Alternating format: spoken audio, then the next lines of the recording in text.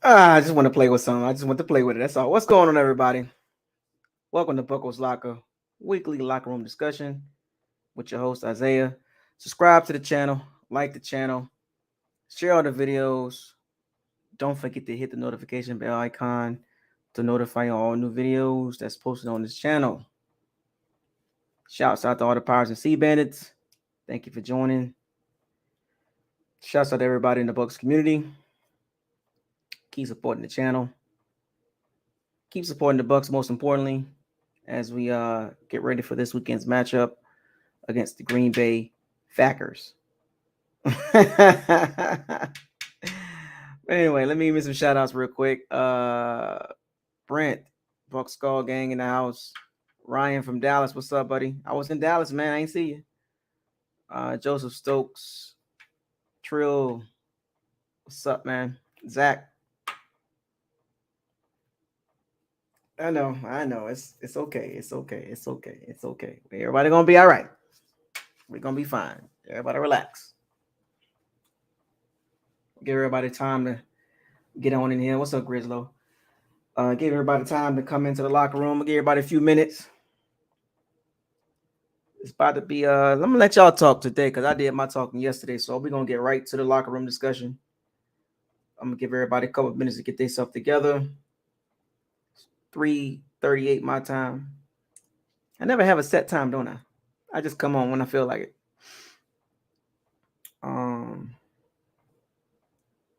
Yeah, so come on in the locker room. Come on. We got stuff to talk about. Well, y'all got stuff to talk about. I don't have anything to talk about. Um,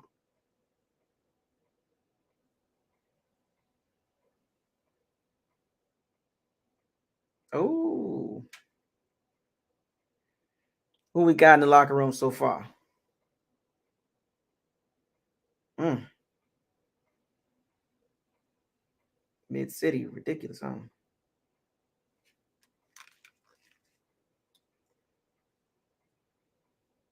Yeah, Betsy's. All right, so what? Well, let me go ahead and put this out here right now. Let me go ahead and put this out right now. Some injuries. We got the injury report for Friday. Mm-hmm. So the injuries that we do have, unfortunately, man, what's up, DSG? Uh, it is what it is, folks. Chris Godwin, Hakeem Hicks ruled out for this Sunday's matchup against the Green Bay Packers. Hamstring for Godwin, Hakeem Hicks foot are ruled out. Both left tackles, both left tackle Donovan Smith elbow, tight end K. Otten personal are doubtful. So that elbow injury for Donovan Smith was pretty bad. Leonard Fournette hamstring, Russell Gage hamstring, Julio Jones knee, Rashad Perriman listed as questionable to play. We had Carlton Davis limited participation hip, full participation Friday today. Brady right finger right finger full participation today. Levante David rest did not participate Friday, but he'll play. He just resting. Leonard Fournette was he was limited on Wednesday and Thursday and Friday. Game status questionable. Already know Godwin's out with a hamstring, right? Robert Hainsley, limited participation Wednesday, full participation Friday, Thursday, and then full participation Friday. Hakeem Hicks, he's out with a foot. Julio Jones is questionable. Damien, what's up, Damien? Zion McCullough, full participation Friday, so he probably playing. So Scotty Miller, he's gonna play. Cade Otten, he has some personal stuff going on. Game status doubtful. Rashard Perriman, questionable. Donovan Smith, he didn't participate Wednesday, limited participation Thursday, did not participate Friday. Game status doubtful. That elbow injury was pretty bad. So that's most likely going to be week number 2 Yeah, he's not playing. So Brandon Walton, Josh Wells, step right on up, right? For the Packers perspective, David Bakhtiari, his game status is questionable. Not doubtful, questionable. Kenny Clark, he's going to play Randall Cobb. He did not participate Friday. Game status questionable. Elton Jenkins going to play. Yeah, his mom passed. Yeah, so I doubt he play. That's understandable. Sammy Watkins, he's out. Sammy Watkins is not playing. Hamstring. That's the story of his career. Injuries with Sammy Watkins. I watched him at Clemson. Pretty good receiver. And ever since he got in the NFL, he played for Buffalo. He played for a couple teams and can't never stay quite healthy. Played for Chiefs last year, I think. He just can't stay healthy. Christian Watson, questionable. So Green Bay, Sammy Watkins, I'm not saying he was a main target, but he was a part of the receiving group by committee. So he wasn't a man. But Randall Cobb, that would be a big blow if he doesn't play. David Bakhtiari, questionable. So there you go. Everybody else that I did not name pretty much playing. So there you have the injury report for the Bucs. As usual, injuries is right at the front of the Bucs situation. But like I said, we'll be able to overcome that. So don't panic, everybody. Let me go ahead and bring everybody in. Let's get this locker room discussion started because I've said enough during the week. I don't need to say anything else. The link is in the chat room. What's up, Roy? Let's see if we got any new faces coming in today. I don't have anything else to say. I literally said a lot of stuff yesterday. What do you want? What else you want me to say? I'm listening. The locker room is open. Wide open. For the first time in a while. What's up, man? What's going on? Man, boy, them times you be killing me, man. I had to step away from work for a few minutes. Right, he get me every time. I'm glad I got off early today. Because we got some things to discuss. My timing is my timing. I'm never. Sometimes you might get a actual time, but most of the time I don't. Because I'm not going. I mean, that's just what I am. No, yeah. I'm just cutting. We're not complaining. Yeah, we're not complaining. No. I'm just cutting the food with you, man. No. I didn't take it personal. I'm just saying, like, I'm like, that's just what I don't know. yeah. So the injury report, like you said, it is what it is. It's like you've been saying all week too, man. Everybody needs to relax on the passing game.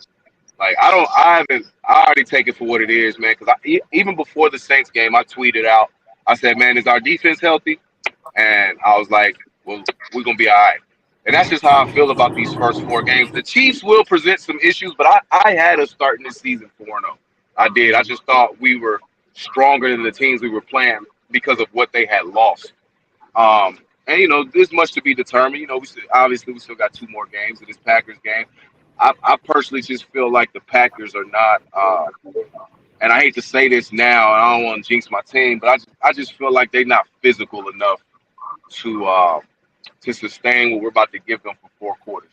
Quarter, halftime, you know how that go, but I just think when it's time to break the game, that we're going to probably be in full control. It's going to be one of those games where we're up 9, 10 points, but it feel like we up 17, 20. I just think we're going to just be more physical than Green Bay, and a lot of it got to do with our front, man. We were kind of hard on the Gadecki and Hainsey for what we saw against the Colts in that preseason game in that dress rehearsal, and but these guys are actually really physical, and it showed against the Saints. We've had, and I know the Saints are older now. They didn't really make much changes across their front, and they've been beating our butts for 4 years. It feel like, and they just got. It feel like they might have gotten older, but man, felt like the more physical team in that matchup would always win, and they were always more physical than us. I don't care what anybody says. The Saints were always more physical than us. O-line blocked better. Didn't hear Shaq Bear's name ever against them for the last 3 years. And their D line was just ridiculous. But that just seemed like we got a little more physical, and that just might be our identity, guys, this year. We're gonna have offensive explosions. It happens, but I just think with Todd Bowles at the helm, man, that's just gonna be our identity is to be physical and play defense. That's just my opinion, though. Oh, look what we got in the building. Whoa. Travis, welcome back, man. There he is. Hey, what's up, man? Told you he pop in every now and then. Once in a blue moon, he'll pop in. What's up, fellas? What's up? What's up? What's up? What's Yeah, up? man? What's up? Man, I just, considering, what you just read off on the final injury report, I'm not even in a panic or worried. A part of me is just like, okay, injuries are a part of the game. I'm glad we getting eyes out of the way early in the year is one way I'm kind of looking at it. If we're going to have any, let's get it all out the way at the beginning of the year. Now it's just, I gotta say this, and I have to take my hat off to him. It's weird seeing Donovan Smith on the injury report out 2 weeks in a row, most likely. Like that's just, that his durability was just something that's always carried him his entire career to me. So the elbow injury's got to be severe, and just to get that pop, that push, and everything, it's got to be right. So I'm like, take your time, make sure you're right, so you can come back and still be effective. As far as we even talked about this in the offseason. We were all, I don't know about y'all, but I thought it was a good side, an upside and a downside to signing Akeem Hicks. He has potential, but he's injury prone. So that's why I was just like, $10 million, I didn't know how much of it was guaranteed or not. So hopefully it'll work itself out. As far as the offense, I mean, as the offensive line speaking, I'm not worried about it. I haven't, because of the simple fact, like, it's not like Brady's going to sit back there and hold the ball. The ball is coming out quick. So I have to honestly say, like, the offensive line really has never been not going to be a question to me right now unless they're just, they couldn't block. I'm just like, he's going to get the ball out. Now, as far as can we, establish the run game, I think that's going to be the plan for a little bit until, everybody comes back. Now, I have to say this, could this, how the first 3 quarters were against New Orleans, could that possibly be like the first half against Green Bay? It just be both teams run the ball, because as of right now, I don't see it just be pass-heavy offenses. Like, Green Bay on paper, they maybe can match up right now just because of the injuries. That might be something to look at. But I still feel like this, though. If you go back and watch, like, the last couple of times we played, well particularly the NFC Championship game, what was the common denominator in that game? People forget that Green Bay was running the hell out the ball on us, and they just went away from it. Now, I'm just curious, with that being a Shanahan disciple or whatever to come up from under Shanahan, will he try to run the ball and stick with it the entire game or just blow it off? That's just something all of those coaches do. They could be running the ball well and then blow it off. So I'm just curious to see, like, that 1-2 punch they got with Jones and Dillon, if that's effective against our defense. I think this is another test, in my opinion. We're going to see how physical they can be for a second week in a row running the ball. And I don't mean to pivot back on last week, because I got to say I was disappointed because I got Sunday ticket and I missed basically the second quarter, third quarter, and most of the first part of the fourth quarter. So I missed a lot of the stuff you guys touched on during the week. So I didn't get to see it. But if, from my understanding, the Saints had some success running the ball, but those turnovers, like a fumble in the red zone, pretty much saved it from what I heard. So I just hope we can, get those issues ironed out this week. So The hopefully Saints had about 3 really good drives where they were running the ball. Their opening drive was really good with running the ball, and the drive that they fumbled on, and it might have been one more drive in there. Okay. Yeah, it was like that. And I mean, the fumble was huge. I mean, it was Yeah. huge. I mean, I just Both of them. I like I said, I just want us to show up and play. Yeah. I don't let. I'm like this. Aaron Rodgers is gonna be very accurate. So I'm not saying we got exposed against the Saints, but look how many times they kept just going deep. And you don't think Aaron Rodgers is looking at that like, hey, if I get the same look, I mean, I might can fit it in that window, because he's deadly accurate. But can we get to him and just make him? Can the front four get pressure without blitzing and make him uncomfortable? That's really what it's about to me every week. Man, Like, I personally think, man, going into this, I think the Packers are a good team. I think what's going to happen to them, unfortunately, is they're about to run into us in our home opener. yeah, And the home crowd really works more so for defenses anyway. And the way our defense is playing right now, I see us causing a lot of confusion for them up front. Because Minnesota did it. Chicago did it to a point. They got ran over. Chicago did, but it's not. He didn't go in there lighting them up either. And I think, like you said earlier, I think the focal point on our defense this week, I personally believe it will be the run defense, because it has been a little soft. But the thing is, we've built double-digit leads, or we seized momentum at times, and the first week we built a double-digit lead, and they just couldn't get anything going overall. But then the second week, I love Jameis Winston, but let's be honest, we were playing against Jameis Winston, and we know how impatient he can be sometimes. And even he said it himself, he was impatient on some of them interceptions he threw. So I can't speak on that because I didn't see majority of the turnovers due to the. Well, no, that was the fourth quarter. We didn't get the turnovers till the fourth quarter. When it came back up, I saw maybe the last 5 or 6 minutes of the game. Okay, yeah. I wrote a letter, called Sunday. I gave them a nice. I gave them a nice conversation. They definitely. I mean, that's. But I mean, with all that being said, I mean, I do feel confident that we can win the home opener. There's never been no doubt in my mind. And plus, like I said, Aaron Rodgers always struggles when he comes to Tampa. Let's not Florida period. Yeah, just Florida. He's 3-5 in Florida. So I will say this: the overall series is 32-22-1 Green Bay. So as far as overall, he's been winning. I mean, against him. Yeah, but those are really bad teams. Yeah, that count. But I'm just saying, like the comment that Big Buck said he struggles in Florida. The most recent one, yeah, we did see that, right?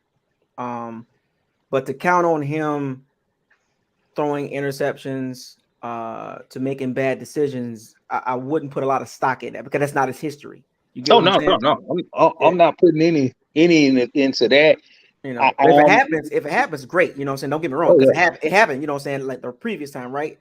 But just overall in general as a quarterback, I mean, he's elite. So let's give a little respect to Aaron Rodgers. Let's not act like I mean, that's Aaron Rodgers got our respect, but he can't throw the ball to himself. Yeah. I'm saying his receivers have struggled with separation. Yeah, I'm just saying I don't want to see Jamel Dean chasing a receiver again. And if you get a ball underthrown, you should pick it off. Carlton Davis, he was getting cooked, but the 10 catches. He allowed 10 catches in the Saints game. 10. Thank you. I know. 10. I mean, it's so. But they had 15 targets, and those 10, the touchdown drive, I believe 4 to 5 of them came on the touchdown drive.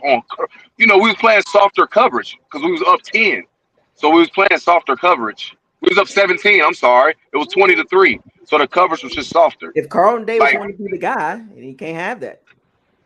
I mean that's schematic too. I mean, I think Denzel Ward is way better than Carlton Davis, and he's struggling out the gate right now. He's struggling out the gate. He's one of the worst corners in the league right now. That's a lot of cornerbacks. Jalen Ramsey struggled. I mean, it's a lot of. You can say that for a lot of players. But we watched that Saints game, and Carlton Davis was in phase a whole lot. Like, it wasn't like he was just over there getting cooked. That's why they had 3 points. Cooked by Olave twice. any pass interference and that one D ball. That Now I saw that when that the ball was called. Just as much as we can praise, just as much as we can praise our players, but also you got to call it out how you see it. You got to call it. You allow the catch, pass interference, 10 catch. Come on, man. I could not believe he dropped like the dude fumbled that ball because I literally was like, man, if he would have stayed up, that would have been like that was 90 yards or something. I was just like, he had me strong. That's touchdown. That's 20-17. Isaiah, I know you watched the all 22. You know what? Do me a favor because we were winning that game 20-10 at the time. What was the coverage in that? Because it made no sense that he was up in press coverage against a 4-3 receiver. I was like, how the hell? Excuse my language. I was like, forget the fumble. What was Carlton? I tweeted as soon as it happened. I said, forget the fumble. What was Carlton Davis doing? Because I couldn't tell if he was up in press coverage or what. I'm like, how this kid get behind them? They down 2 scores. You know they throwing the ball. So that play did annoy me. That play annoyed the heck out of me. Like, but I was like, what happened? Did he miss a jam or was he up in press? He got flat out beat. You know what I mean? I'd say but as far as the Packers game, I wouldn't too much worry about that happening because now Christian Watson does have a speed. So that's not. I mean, he can't sleep on him like that, but he does have speed. And I think he was a big Bucs. But I would say, with the Packers game, I wouldn't too much worry about deep shots from Aaron Rodgers to Christian Watson. Sammy Watkins not playing, so the Packers going to be a lot of 15 and in, 0-15. Right. So Carlton Davis has a good game. He has a chance to bounce back this game because the receivers are not as threatening as what we faced last week. So You know what? Can I ask a question though? Is it me or it seems like a lot of quarterbacks are struggling so far? A lot of them. I watched every game from last week and week 1. Every team is struggling, folks. Please believe that. Trust me, except for the Bills. Well, the Bills still early too. Lamar hasn't struggled. I mean, like team, like as overall, like team. Yeah, it's been weird. I really think that has something to do with their preseason, man. Like these guys don't even like who in the world do the Titans think Tannehill is to not have him play in the preseason? Yeah. But anyway, back to the Bucs. I'm sorry. I live in Nashville. You know what I'm saying? So I'd say that's the beginning of the transition to Malik. That's all I gotta say because it's the same with Pittsburgh. I'm like, why do y'all start Mitch this much? I'm waiting for Pickett to start very soon. Hey, I'm sorry. Is that one of those tackles for Green Bay? Is he listed out this week? Sorry, questionable. Okay. Kenny Clark, but he hasn't played. Is he still recovering from that knee injury? So what happened was with David Bakhtiari? What happened was him and Elton Jenkins had ACL injuries. Now, Elton Jenkins came back quicker than David Bakhtiari because now there's been some issues of information on what's really going on with Bakhtiari's knee. So a lot of Packers fans like, what's really going on? Because Elton Jenkins came back from an ACL injury. He played every snap last week. Elite. He's an elite lineman. He can play right tackle, left guard, center, and right guard. He can probably play left tackle too. But the guy that's playing left tackle now, the young guy, Yash Yemen, whatever his name, Yemen, he's been playing pretty good because he played against Robert Quinn last week. I watched that very closely. Robert Quinn did beat him one time, but outside of that, Robert Quinn didn't do anything. We know Robert Quinn last year had 18.5 sacks. And I was shocked at this young guy. And this is why it's very, very interesting how teams approach the O-line situation.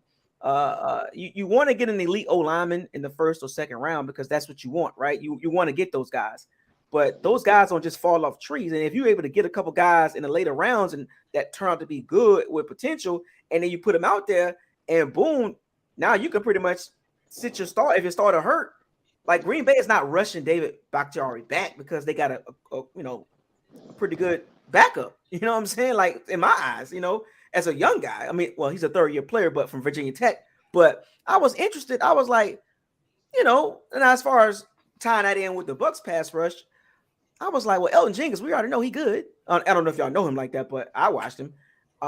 He's actually, elite. And he's second-round pick. He's elite. So I'm very curious, being that now last week to tie that in, Shaq Barrett was rushing against Ramczyk and he got him. He got him one time towards the end of the game when he reached out and grabbed Winston and sacked him, right? And did his little dance. So for the most part, for the previous years, Shaq Barrett never beat Ryan Ramczyk pretty much, but he finally got him at the end of the game. And then a lot of those other sacks came based on blitzes. So with Green Bay, with Aaron Rodgers and his decision making, is much quicker than Jameis Winston's. Way quicker. I was watching it like the Bears didn't even want to blitz him. They was like, "Nah, we good. We're gonna play cover." And he gonna be looking for, like, when we sub in and out players, like, be alert for that, for just a quick snap to try to get that free play or the substitution. You know how you get that 5-yard penalty or just chuck it deep. I hope they're aware of that. But I gotta ask you guys, like, I know I ask this every week, but just on this game alone, like, how do y'all feel as far as the line of scrimmage? Do you feel like it's in favor of us, an even matchup, or it's just dominant? I mean, that's pretty much how we got to win every week, is win the line of scrimmage on both sides of the ball. Yeah. Like, what happened was, like, you were about to take my question. I was going, it kind of ties into yours. The Packers don't be surprised if the Packers commit to the run, because the Saints was running well on the Bucs last week, but the coaching staff stopped running after Ingram fumbled. The Packers got two. Both running backs fumbled. They're gonna look at this. The Packers gonna fumble the ball too. There's the key. Yeah, but you got to commit to it though. As if you keep running. But see, that's the thing I'm getting at. We've seen the first 2 weeks. We've all been in agreement that, hey, these teams had success running the ball, but Dallas. I mean, that's, I would say more New Orleans than Dallas. Dallas. It's going to be better this week. What's that? It's going to be better this week. This run defense is going to be better. Yeah, I think the run defense is going to be locked in. Well, they ain't gonna have no choice, because that's gonna be Green Bay's. I ain't gonna say identity, but I think that's probably gonna be something to start the game. But I also feel like this too, when both teams, them first 15, 20 plays are scripted. So it's either hit or miss, and it'll look good, and then it's just like, okay, what do we do from there? But I'm just curious, like, with one of the tight ends being out, like, is that going to affect, like, with the other guy and Brady? Like, how does that? Kyle Rudolph's going to step in this week, I think. Kyle Rudolph step in. He ain't going to do shit. Watch. You heard. I'm sorry for cussing, man. He ain't gonna don't typically make a difference. Did you know the tight end production is 3 catches for 40 yards? Wow. I said this, the Bucs don't have a modern day NFL tight end. They don't have the modern tight end. They don't have the explosive guy there. They don't have it. Because tight ends nowadays are becoming receivers, like the big names that we all know. Yeah. We don't got that. No, we don't. Yeah, we don't got a wall. Maybe the thing is, Bucs can run against the Packers defense. Bucs can run the ball this week. We can. So I watched the Bears game, and David Montgomery had a really good game against the Packers front. Now the Packers front is not a run stuffing front. No, they're get after the quarterback, cover your guys type of defense, and that's what I was looking at. The secondary, it's not trash. I'm gonna make that clear. I know. I literally watched it. Bucs played them last year. All 22. The secondary is not trash at all. And the linebackers are very fast and light in the butt, so they're not aggressive. They're not aggressive linebackers. Quay Walker and Devon Campbell. They're very fast. And they can cover. Devondre Maybe Campbell, the Bucs should watch the Vikings game when they play the Packers. Right. So wait, hold on a second. So what I seen looking at all 22 is the Packers. They get upfield very quick and they can get washed. They get washed very easily. So if you look at the cutback lanes, if you go back and watch some of the highlights, I have the opportunity to do this, but looking at David Montgomery and looking at Leonard Fournette, as far as a running back comparison, they're different how they run. David Montgomery has great vision. He don't tap dance, and he don't get to the run to the line and start tap dancing. Fournette has a history of doing that. We've seen this. He did it last week. He'll get to the line and he'll start tap dancing. David Montgomery has better vision.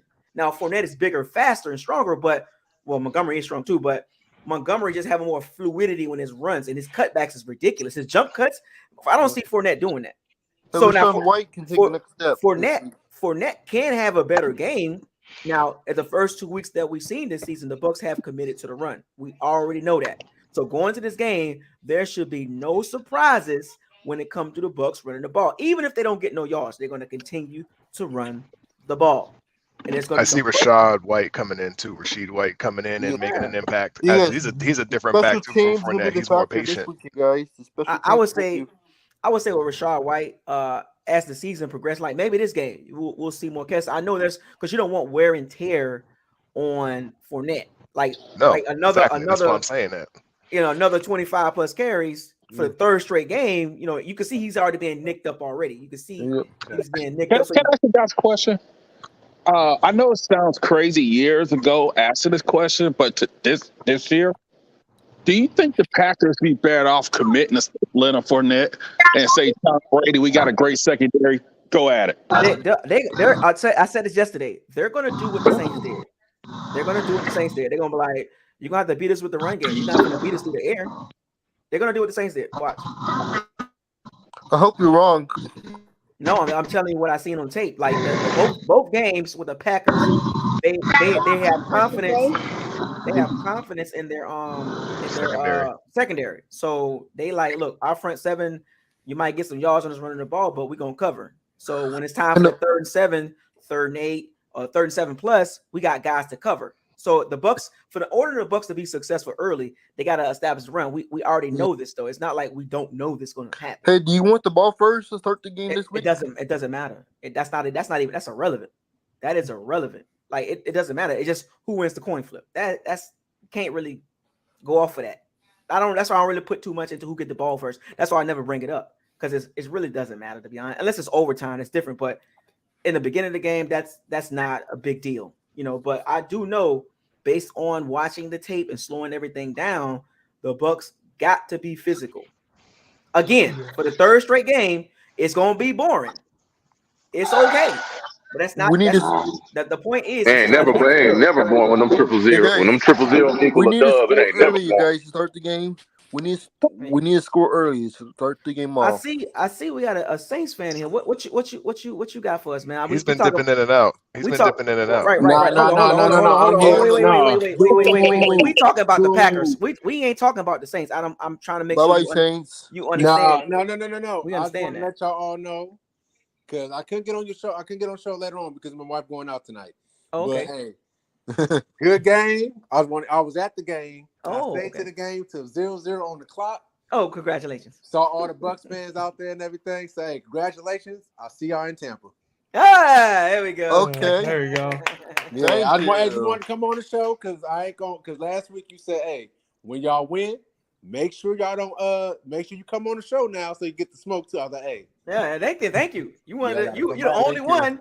You're the only one that actually stayed with the, saying that came back and said, oh, you know what, congratulations. Because the rest of them, they've been a little salty. Hey, it happens, man. Because look, y'all been beating us for a while, so we ain't had nothing to stand on for a long time. Yeah, hey, it was a good game. I'm glad. Look, everybody was like, "You mad that you win?" I was like, "No, it was a good game."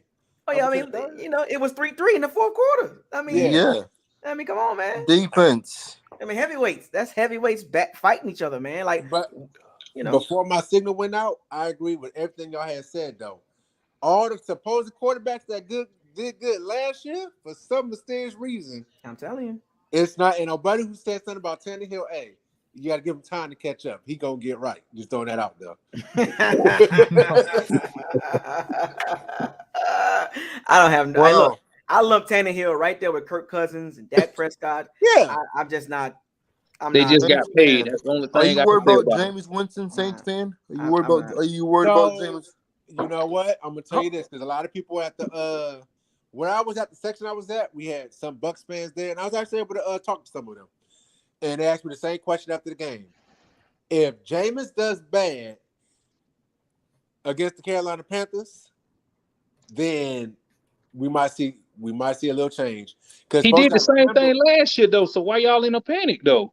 Well, I'm not. What thing is, I'm not in the panic because I actually like Jameis. No, but I'm saying last year he had that big turnover game, and they jumped ship, and then y'all just went on the tear until he got hurt. So I'm gonna be. From my understanding, he had 4 fractures in his back. He shouldn't have been out there. that was the dumbest decision by the coaching staff. But on our staff, on our fans end, we got fans that love Jameis. We want him, got him. But you got, some fans, you got him in every fan base that's waiting for the man to mess up. And first time, huh? It is what it is. Because I went back and forth with other Saints fans even at the game. He this, he that. I was like, man, look, one, it's only week 2.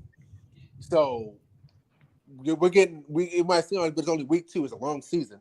But hey, don't jump ship off the man yet. Don't do that. I'm going to say this one more time. It's week 2. Mm-hmm. I watched a lot of tape. Everybody struggling. Yep. Even Tom Brady, except for Josh Allen and Patrick Mahomes. Even Tom Brady makes him overthrow passes. I mean, come on. Like I really question some of these folks' football acumen because they are very emotional. Like I try to make sure people don't get too emotional because if it's a player that they really like or a player that they don't like, emotion's gonna always show its face.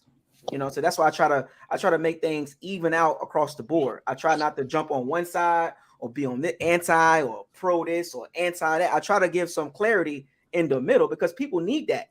And I don't know how people think outside of football, but sometimes in football, clarity is not there for people. They just literally just go one way or the other. Well, you have actual fans of football, then you got casual fans. That was 85% of the fan base. They were happy that he had all those turnovers. Like 85% would just do it to justify. See, that's why we got rid of him and da da da. They couldn't wait. They were praying for it. And you know what? And we got to keep it a buck here. Dennis Allen did the Saints no favors either last week. I think it was like they got one, they cut it down, and then he didn't kick the ball deep. He wanted to do an onside kick. You got all your timeouts. Kick them deep, and also they didn't commit to the run. And the Saints, just like many of these other teams, including the Bucs, these guys ain't played in the preseason. Winston ain't played no time. Brady had no time on his team as well. A lot of these other quarterbacks. Burrow has. Matt Stafford's been throwing the ball, giving away like candy. So it's like these people need time. Okay, fellas, wait a minute. Let's not get carried away with this Saints talk because it's not about the Saints. We talk about the Packers. Not at all. Yeah. I see what y'all doing here. It don't work on this. It's not gonna work right now. It's just. I was actually talking about ball. I was actually talking about ball, like how like a lot of these teams are struggling because they ain't playing. Let's reel that back to the Packers talk. That's what. Well, can we go back? Hey, but since we own it for this week and it being the homework opener. And we're talking about Brady. This is the $1 million question that I think is going to be on everybody's mind. Is Giselle going to show up to the game? That's what you need to be talking about. I ain't worried about that. Guys, one final time, you guys. I would say this. The final showdown. I don't really bring the personal stuff up with Brady because we don't. I'm just putting the laugh, trying to get y'all to laugh. We don't know, but we hear the reports, and that's a lot of that's like clout propaganda, clout chasing, and so trying to get a click, clicks and views, right? So if you look at the Bucs in general as a whole, and I'm gonna give y'all these. It's only 2 weeks, but it don't give you it's not going to give you a lot when I read these stats off. Because it's only 2 weeks. Like I said, about week 8, week 9, you don't really know what you got. So let me give y'all after 2 games. Don't overreact because it's only 2 weeks. So in scoring offense, the Bucs is 18th at 19.5 points a game. Total offense is 24th, 303 yards a game. Passing offense 23rd, $191. Rushing offense 13th at 112 yards a game. First downs 28th. At 15 first downs a game. Dang. Third down percentage, 22nd, 32%. Sacks per pass play attempt, 12th, which is good. Red zone, 22nd at 32%. Scoring defense, 6 points a game, number 1. Scoring red zone defense. Scoring defense number 1 at 6.5 points a game. Yeah. Total defense 5th at 276 yards a game. Passing defense 8th at 189 yards a game. That's good. Rush defense, relax. Rushing defense 86 a game. First downs allowed per game, tied for second at 15. Third down percentage allowed, tied for second at 25%. Sacks per pass attempt, third at 12%. Red zone touchdown percentage allowed, tied for 11th at 50%. Turnover margin, second in the NFL, +4. Booyah. So that kind of give you an idea of how we won the first two games. And it ain't offense. You just described the Patriots the first 3 Super Bowls.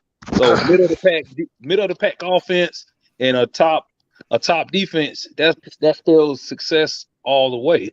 Is what you just described to me. Can I ask you guys a question? It's still early though. Can I ask you guys a question? I know a lot of Bucs fans are like, "Yeah, Mike, glad you laid out Lattimore." What would they say if the Bucs lose that game because Brady has no one to throw to and they don't score any points? I mean, he still pretty much didn't have anyone to throw to. I mean, Mike was getting locked up as he usually does. Yeah, I hate to say it, but it's facts. though, you guys. But I will say that fight lit up that defense. That fight lit up the Bucs more than it did the Saints. Yeah, because the reason I'm asking because the reason I asked that is because sometimes you're not about the now, then it's the now. And I think the strategy to beating Green Bay is Aaron Rodgers mentally, because he will not trust his receivers. If they mess up one time, he won't throw it to them again. Because you remember that playoff game last year, he kept forcing Devontae, but people were wide open because he didn't trust them. Aaron Rodgers will quit on the field. You got to get him early. If our defense gets her early takeaway, that's what happened the regular season game too. Get a big lead early win the game early, you guys. Early, we know that. Early attacking Aaron Rodgers very quickly early, like I say the first quarter, because we seen this last year or the last time we played them when they were up 10-0, by the way. They had a little momentum, and he threw an interception. Was it 10-3? Jamel Dean pick 6. Pick 6, right? So, and then Aaron Rodgers' mood just changed. He checked out. So now body language. That's what I was going to reference. I'm pretty sure now. Aaron Rodgers, look, he's still elite, right? We know that. So it goes back to what I said at the very beginning. We know his receiving core is not great. He lost Scantlin. He lost Vontae Adams. You know what I'm saying? So he lost some key guys there, right? So he has the quarterback. Sometimes a quarterback can make some guys better, right? He still got Randall Cobb, right? Still got him. Sammy Watkins is not playing. Alan Lazard has been in the system for a couple years now, so he's comfortable throwing the ball to those two guys. He's comfortable throwing the ball to Romeo Doubs, because I noticed on third downs watching all 22, Randall Cobb is the guy on third down. Now, Romeo Doubs, he gets those little screen passes. Christian Watson, he don't trust him yet because of that one drop, that drop he had against the Vikings, the first play of the game for the Packers. He dropped that 75-yard perfect strike, and ever since then, Aaron Rodgers been like so reluctant to throwing the ball. So it helps us as a secondary, or helps the Bucs secondary as a unit, to focus on Cobb and Alan Lazard, because we can guard them. You know, Sammy Watkins is not playing. So this is why Aaron Jones and Corey Dillon out the backfield is very imperative for their offense to be functional. And they do that a lot. I literally watched the 2-back sets with both of them on the field, and Aaron Jones is in motion. He goes out, and Rodgers do a little zone read, pulls it out of Dillon's belly, and throws it to Dobbs or Aaron Jones or Tunyon real quick.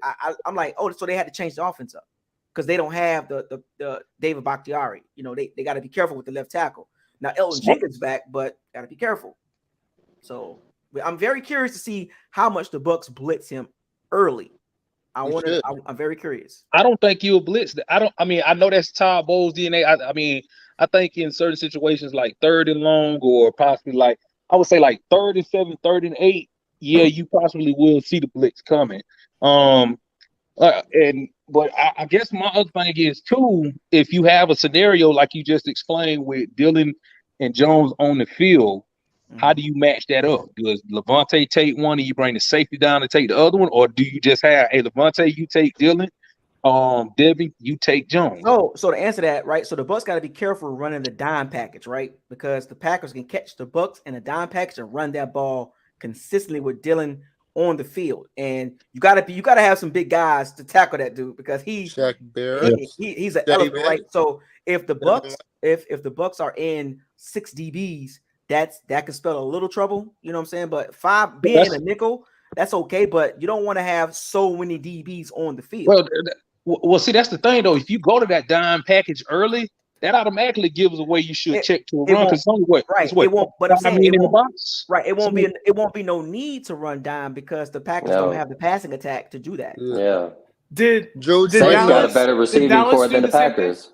That's did what I'm saying. Dallas run Pollard and Ezekiel Elliott? Very little, very little, which was weird. But the Packers will use that a lot. Yeah, they're going to use that. Yeah, we're gonna be in the box a lot more. Because Joe Tryon should have a big game this week, you guys. Watch Winfield be in the box a lot more too. This won't be a lot of dime packages. This won't be a lot of 6 DBs. Like now, Keanu O'Neal might play a bigger role in this game because of how the Packers. I was just about to say that. Yeah, that's what I was. That's what I was going to just about to say that. Neal could play a big role. Yeah, I think more playing time this week. Yeah, I mean, it's just one of those things that the Bucs got to be careful of trying to figure this thing out early because the Packers they got different formations. It's not the typical Packers Devontae Adams show. It's kind of like you don't know who's really kind of getting the ball, even with motion when they run these little jet sweeps or motions. You don't know who really getting the ball because of how Matt LaFleur is running their offense now because there's not a single receiver you can focus on. So I'm not worried about the Packers passing game. It's how they run the ball, and they ran the ball very well last week against a stingy Bears young defense. They stingy. They got a nice little defense. They got to get older, but I'm just saying the Packers stuck with the run. They was Dillon and Jones. I was like, man, what's going on here? You didn't know who was getting the ball out of the shotgun. So yeah, I still do believe Aaron Rodgers will take his shots though. Like you said, old boy. Every team will though. I mean, that's just normal. That's football. No, I'm saying like in a scenario where, like you said, the guy that dropped that 75-yarder, is this the opportunity to try to take that chance again with if he gets matched up on Davis? I think teams are going to try him deep if they get the right scenario. I'm gonna say this. I'm going to be waiting for this particular formation, right? I want to see the Packers, and I saw this against the Saints with the Bucs, and the Bucs got away with it twice. But twins left, right? And the Bucs I don't know if they was in cover 3 or a soft zone, but it looked like it was cover 3. I forgot who was in the slot. I don't know if it was Olave or Hardy, but it was somebody on the outside, and they both ran down the field, and they both ran post corners. One was short. You talking about that inverted slot, the one the deep that inverted slot. Yeah. If he would have took it the other way, Carlton Davis was on the other side, but there was nobody behind him because there was no safety help. So look, it was cover 3. I don't know if Green Bay gonna run that type of style of offense to try to get the Bucs out of that cover 3 shell that they ran against the Saints, and they ran that cover 2 robber. Now Aaron Rodgers is pretty smart. We do know that. So he can read defenses. I mean, we've seen that, right? So the Bucs got to be very, very. This is gonna be more a strategic game than we gotta come at him game. It's gonna be more chess than like we're gonna be physical. Like they're gonna still be physical, but the Bucs got to be really schematic, like pieces where they put these secondary guys at, because the Packers passing game is not a major threat. Now he can hurt you in certain situations, but I wouldn't put a lot of stock in it. But when it's time to throw the ball, the Bucs, they should be able to cover these guys. Let's be honest. I agree with you there. I still think this game is going to come down to your coaches. Like, who do you trust more? Is it Todd Bowles or Matt LaFleur? Like, who makes the better coaching decisions at times, or who doesn't who makes the right in-game adjustments from the start? LaFleur has shown he don't make no adjustments. We've seen that. They could be playing solid the whole game, and he'll want to do his own thing because I've seen where he believes that, well, this system works. I don't need, I want to take these analytics and go this way instead of just using this way. Because, like I say this all the time, more games are lost than they are won in the NFL. I mean, and I say that from just a pure football fan. Like, just for instance, the Baltimore and Miami game. You're telling me that was just skill won that game, or coaching lost that game, or it's a little bit of both? Thanks. That was pretty bad. I saw that too. I was like, I slowed that down too. I was like, goodness gracious! Like, it seemed like the Ravens just Mike McDonald, the defensive coordinator, young guy from Michigan. He was lost when Miami went aggressive. He was lost. He had no clue. I mean, let's not ignore it. Now, don't ignore the fact. Now you got Tyreek Hill and Jalen Waller. They're gonna beat folks deep when they're supposed to. Let's not ignore that. That was layups though. No quarterback should miss But they no was throws. up 28-7. They was up 28-7 with those guys. So when they got aggressive in the pass, he just did not. He should not adjust appropriately. I wouldn't even overreact because those are wide open throws. That's what I'm saying. It's easy to throw to a person wide open. I mean, if you're gonna say that, Atlanta was down 28-3 to the Rams, and they almost came back. Oh man, that's what they do, man. They cover the spread. I get it. I'm just using an example. I'm just saying, look how that look what what's the Ram? I can't think his name. The There was Rams 3 comebacks. There was 3 comebacks left on week 2. 3 comebacks, but I'm saying the Jets beat the Browns.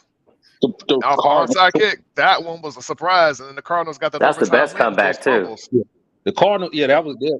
But I'm saying though, all I'm saying is I want our coaches to not put us in those positions where we can stay ahead. We're gonna kill the clock. We're gonna be aggressive in the 4-minute offense. Like we know we're gonna make the decision and stick by it. Remember what I said earlier about this game, how it's gonna be. Let me give y'all the Packers side of the ball game. Similar, right? It's like I want y'all to see this. Well, listen to this. Total offense 11th in the NFL at 376 yards a game. Now remember, it's only 2 games. Passing offense 20th. The great Aaron Rodgers 20th in passing offense at 219. Rushing offense 6th in the NFL. Well. So what that tell you? They're going to run the ball just like the Bucs. It's going to be a rock'em sock'em. Who's going to be more physical type of game? I don't even have to go down the rest of the Packers stats, but it just kind of give you an idea of what the Packers are doing right now. It's going to come down to turnover. Like, can we cause the turnovers on defense like they did last week, or and we don't turn the ball over ourselves? It's also keeping our defense off the field and running through their defense and killing the clock. Because the more we run the ball and get those first downs, their defense is going to get tired up. Oh, by the way, Travis, being that you said, I'm gonna piggyback off that. Let me I want your feedback on this. Packers rush defense, Travis. 27th in the NFL, 153 yards a game. So Travis, so continue on what you were saying about staying on the field with the Bucs running game. Let's jump on that. Bucs running game. What happens is you churn out that line. You tire that defense out because they're going to be trying to figure out the run. You can set up the play action because you already know Tom Brady likes to do a little dink in it. What Isaiah do? Set that up. Set up the play action.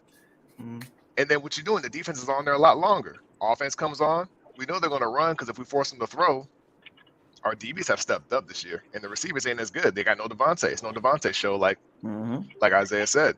So create the turnovers, but it's going to come down to churning out that line, keeping that defense on, and keeping our defense rested. Because when we hot, it's already shown 2 games in a row. We get hot. We get those sacks, and like we mentioned earlier, you knock down Aaron Rodgers, he's going to hold on to the ball longer. And turnovers are going to happen. Whether it's on downs y'all or think our team. Y'all think this is going to be a close game? Y'all think this is going to be a close game? Yeah.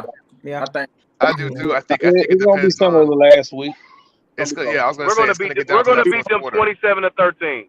27-13. I don't think I guarantee you.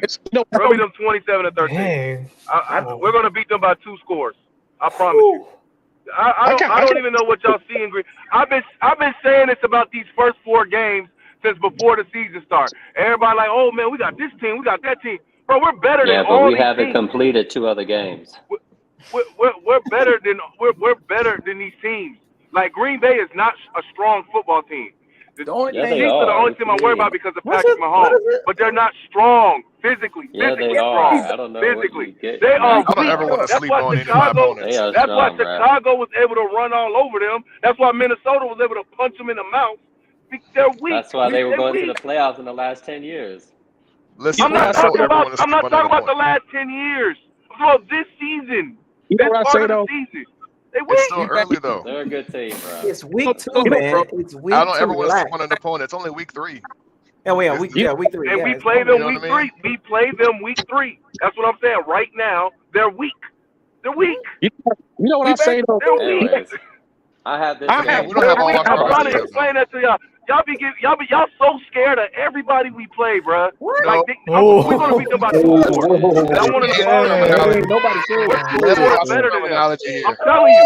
Time We're gonna out. beat them by What does 2 scores. Isaiah Not say? scared. What does your eyes We're tell gonna you? beat them by What 2 does your eyes scores. tell you? Time He out. Hold was on. like, we're gonna go Corey, hold on. undefeated. Hey, Hold on, Hey, Corey. man, Hold on, where does Corey. passion come from? Hold on. I'm just joking. I'm just joking about the positive. I'm just joking about the positive. Wait. Time out. I'm just joking about that. Time out. I saw the Fellas, passion You from say your we're veins, going bro. undefeated. fellas, I need y'all to relax. No, I want to hear from Buck Nasty. I see you over there. I know you were trying to chime in, but everybody talking about. I want to hear you. Like you got something to say. What's up? Hey, this is my first time chiming in, man. Hey, I'm a big supporter, bro. Hey, man, keep doing what you do, Isaiah. Buck Nasty. What's up, Buck? Hey, what's up? But man, I was just talking to Corey, man. Like, I hear what you saying, bro. Hey, I'm with you, bro. I'm rocking with the team, man. I want to see them blow them out too, but man, we banged up right now, dog. Yeah. We banged up. So you gotta take that in consideration too. Like, you know, we down receivers, offensive linemen, and all that. So Their strength, we gonna their strength is their pass defense. Their strength is their pass defense. Even if we were healthy, it'd be a fun game to watch attack. But they're not physical enough to stop us at the point of attack. That's what I'm trying to get. That's the point I'm trying to get across. And we're going to wear them down. I'm telling you, and it's not me being a fan because I knew last week's game was going to be close. I had us starting 4-0. However, I said the Saints game is the game that gave me trepidation. I knew that was going to be close. Division rivalry, big brother, little brother type thing. It's a mental thing. But this Green Bay team is not. They're not what y'all think they are. They are not what y'all think they are. They're not. Okay, you know what? I'm gonna shut up. And when y'all watching the game this Sunday, and y'all gonna be like, bro, I see what he was saying. I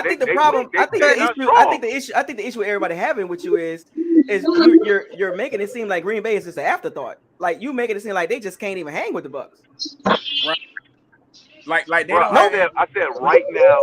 Nobody's scared. Right nobody's scared of no. I mean, we're not scared. I think that was a poor choice of words that you used. Nobody's scared. I said right now, week 3, they are weak. That's what I said. They're weak in the run defense. I didn't say week 17. I didn't say week, bro. They weak in the run defense. Okay. I just gave you the 27 in the NFL. They weak in the run defense. What you want me to say? Like that's a fact. That's what I'm talking, and that's what I'm making mention to. I'm not saying they're a weak team, offensive, defense, special team. That's not what I'm talking about. I'm talking about like physically. They're not a physical team. They aren't a physical team. Hey, bro, they are physical, right? They are not physical. Those dudes are big and they're strong. Not right? physical. So they're not physical. Let's talk about the trenches. Then. All right, let's talk about the trenches then. Since we're gonna what's one of my hashtags? You know, trenches matter, right? So the Packers on D line has Kenny Clark, Rashad Gary, Preston Smith, and they have Dwight Lowry. So these are not roundaway guys. I mean, they're notable names. You know what I'm saying? They're not car and asset. Right. So Kenny Clark. Now here's a matchup. Let's talk about matchups, right? Let's get into this detail. Let's get into this player matchups. So let's talk about Kenny Clark, the D tackle, against Hainsley and Luke Gedeke. Like Kenny Clark has been a top 5 pressure guy in the middle in the last 2 years. So he's known to get pressure inside a lot. So now the Bucs offensive line held up pretty well according to the scheme that the Bucs is running. If you watch all 22, I keep saying that, but everybody don't have it. But the Bucs scheme that are running it kind of covers up the Bucs interior because the ball coming out so fast. It's hard to get a gauge on how good is the interior. We don't know yet because the ball come out so. Trust me, folks.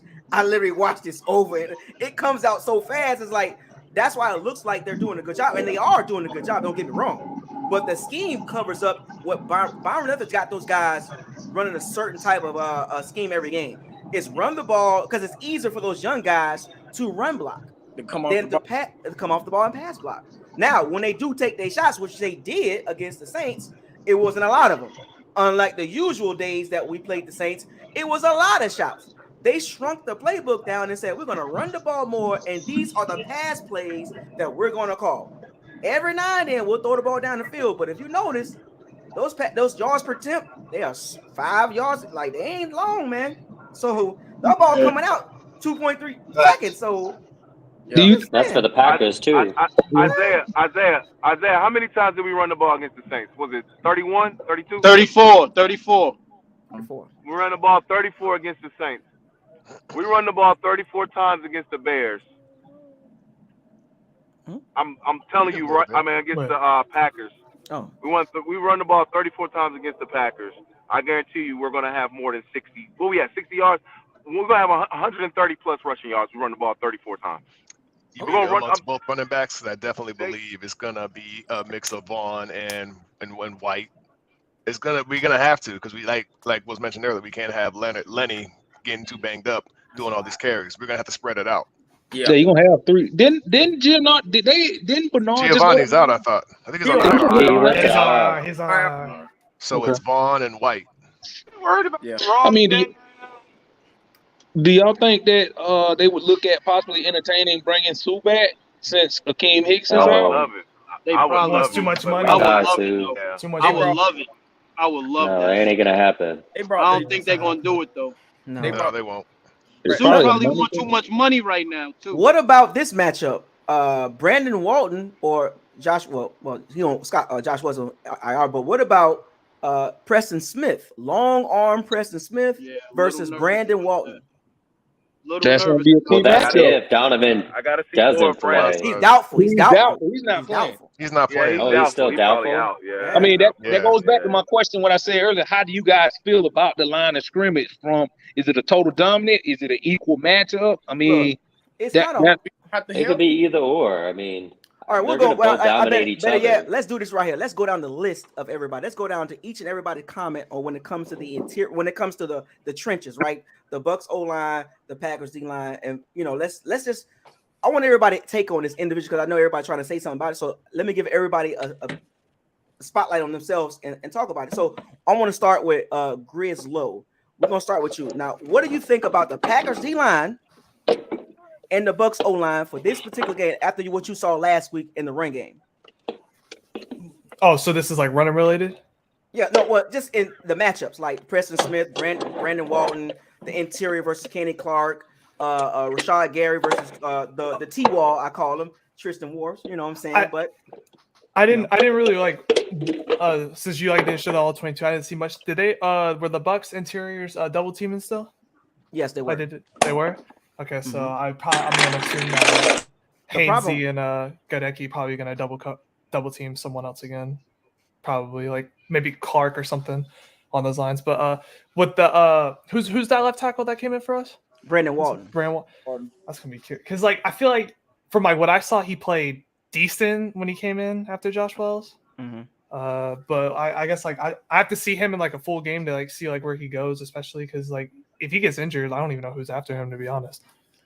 But can't afford another injury on that one. No. I think they're gonna have.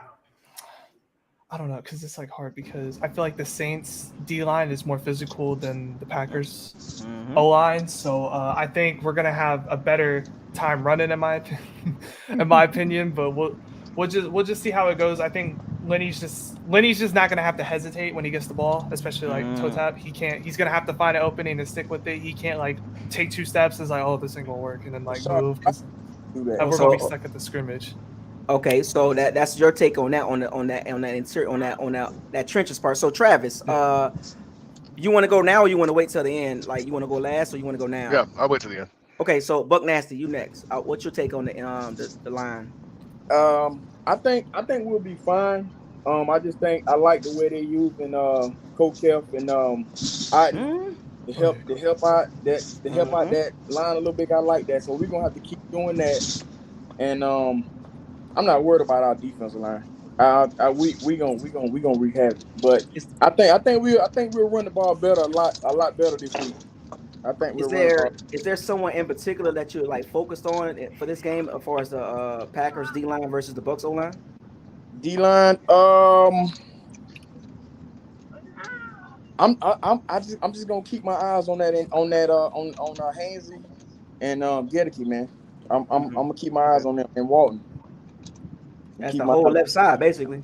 Yeah, the whole left side. Because I mean, that's where that help gonna be at with them two rookie tight ends. So that's what I'm watching. Okay. All right. All right, Corey. Well, we're gonna yeah. Let's get to you, Corey, because you missed a hot spot over here. What's your take on I'm not. the Bucs O line versus the Well, Packers D line? based off name, the Packers D line should have the edge based off their names. However, if you take a little dive deeper into it, Hainsey and Gedeke, they actually Hainsey has actually been, I think he's number 6 right now, in some of his grades with Pro Football Focus. So it's just 2 games. I get it. Yeah. I mean, it's a small sample size, but he's doing his job, and he's a blue blood. He came from Notre Dame. I mean, I tend to trust some of those guys. But if you look at it, the Packers should have an edge.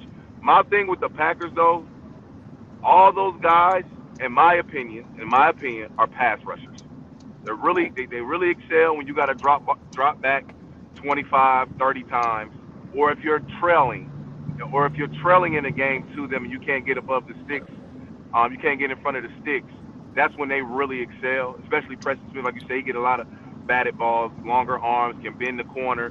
But I just think, unfortunately, they're more pass rushers in certain situations. So they struggle with physical fronts.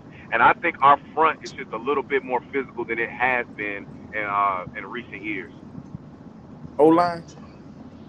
Yeah, O-line. I think it's physical. I think it's more physical than it has been. That's why we play a team like the Saints. So you're saying the O-line right now is more physical than Marpet and Jensen and Kappa? That's a hot take. Wow. Physical, yeah, for sure. I think he means by the running game, though. Yeah, but the Bucs run the ball. Yeah. That's what I mean. That's what I mean. If the Bucs ran the ball like they did last year, like what they're doing right now, they would have had success last year too. But they didn't do that. I'm not sure. I think Marpet was an excellent guard. I just think he was more well-rounded than overall strength. I think he was really a tactician in the pass game. I don't consider him, like, for example, the person that kind of replaced him was Shaq Mason. Shaq Mason came from that New England system. He came from that Georgia Tech triple option system. He came from that, so he's been physical pretty much since he's been playing football, especially collegiate to pros. So I just think we're a little more. I think Hainsey. It's hard to compare him to Jensen because Jensen is a Pro Bowler, right? So we don't want to do that. We don't want to compare him to Jensen because he's a Pro Bowler. But I'm talking about the physicality, and that's why. And that it sounds crazy. It sounds taboo. It does. But that's why you look at the Saints. They had 1 sack, and there was a reason for that. I don't care how many times we drop back. We have had a problem blocking the Saints. We've had a problem blocking them. It don't matter if we drop back 12 times. Early in that game, we moved the ball against the Saints. We fumbled a snap at midfield, and we fumbled in the red zone on 4th and 1. We moved the ball against them and with more success than we have in recent years. It's only been 2 weeks, guys, but just listen to what I'm saying. I'm not talking about a course of 17 weeks. I said right now at this moment, I just think we're a little bit more physical at the point of attack than we have been. That's all I'm saying. Okay. Let me read this super chat real quick. Byron Moore, thank you for the $5 super chat. He says, I told you 3 weeks ago, I told you we were in trouble if Hicks went down. We need to stop the run on Sunday, or we about to take a Well, look, man, I think we kind of, most of us will agree with that. If we don't stop the run, it's going to be trouble, right? Because then the Green Bay will control the clock, and they'll have our defense on the field quite a bit. And the Packers do have a very good run game. So you are right. If we don't control that we don't stop the Packers run game, it's going to be trouble. We do know that. So let's get to can I add on to what you just said for that super chat? Even our run defense, even when Hicks was in, wasn't even that all. He didn't make a big difference. Yeah, He didn't really make a big difference anyway. So we're gonna hop into you wish you wanna chime in on the Bucs O line, Packers D line situation. Yes, I think that this D line is much stronger than the Cowboys and the Saints, in my opinion. I mean, Dean Lowry, Kenny Clark, Jerron Reed, Preston Smith, those are not just some below-average players, in my opinion. as a unit, they're definitely better. Now, as far as the O-line, I think they did incredibly well to be able to adapt, especially Walton, given the fact that he's a third stringer. I mean, he might be the cream of the crop of like maybe not seeing the potential, him being a starter over Donovan, but if he can hold up, that's great. But I mean, it might be a weak side, especially this game. I predicted this game that we'll lose, in my opinion, but yeah, I think they're gonna have a field day with our O-line. Okay. So we'll get back to that. Big Bucs, what you got? What I'm intrigued to look at is just how they're going to attack the left tackle. That's always been an issue considering Smith has been out with Wells and the other guy. I'm looking at how they're going to attack that and what they plan on doing. Are they going to overload that, or are they going to just pick it in spots? Like you could see a scenario where if they get us in a third and I wouldn't necessarily say long, but let's just say 3rd and 8 or greater.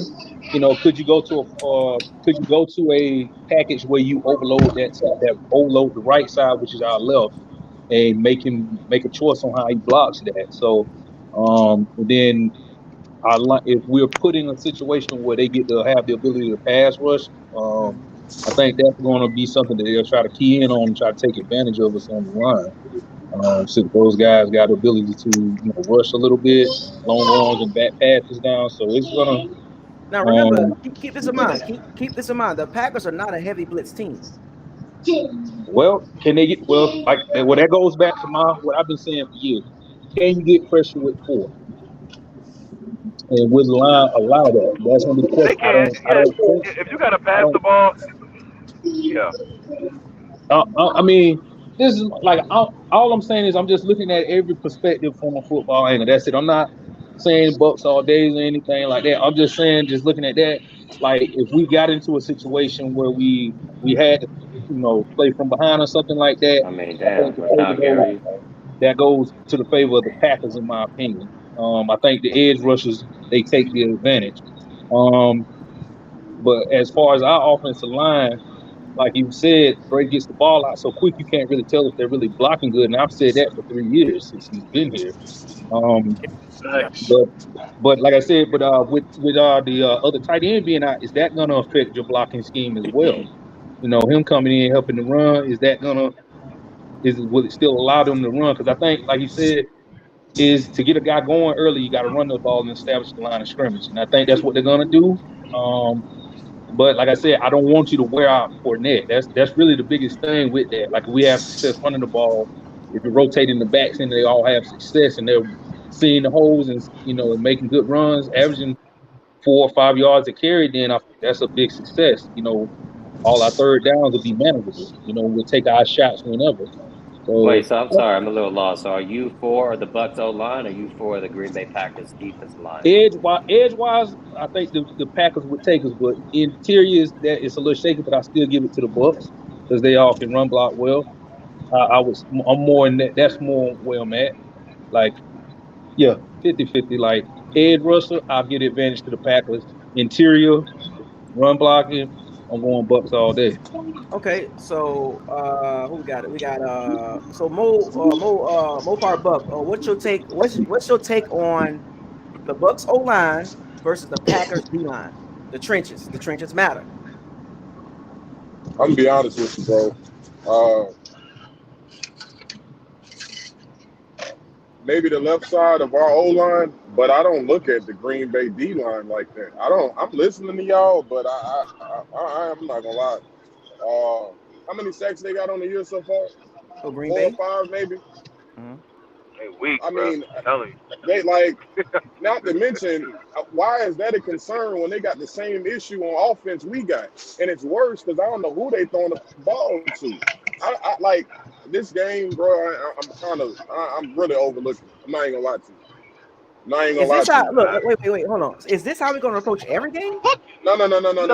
It's not approaching the game like that. I just want to make sure. I just want to make sure. I just want to make sure. I just want to make sure because I am looking at Chris Watson Randall Cobb. They just took Travis Fugilham off the couch to sign him this week, just like we did with Cole Beasley.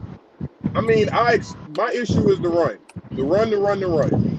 But as a whole, we giving up, 3.1 yards? If you single up the running backs, yeah, like Zeke had 5.3 or something like that. But as a totality, it's not really that inefficient. So I'm looking at Yeah, that. but we haven't. Hold on, let him finish. I'm looking at that as a totality, man. Like when Dak, if you took his yards as in like week 1, yes, he was doing very well. Mark Ingram, he was as well. But if you look at it as a whole, I think what do they call it? DVOA or whatever. As a whole, it's not looking that good. But that does bother me. That part bothers me.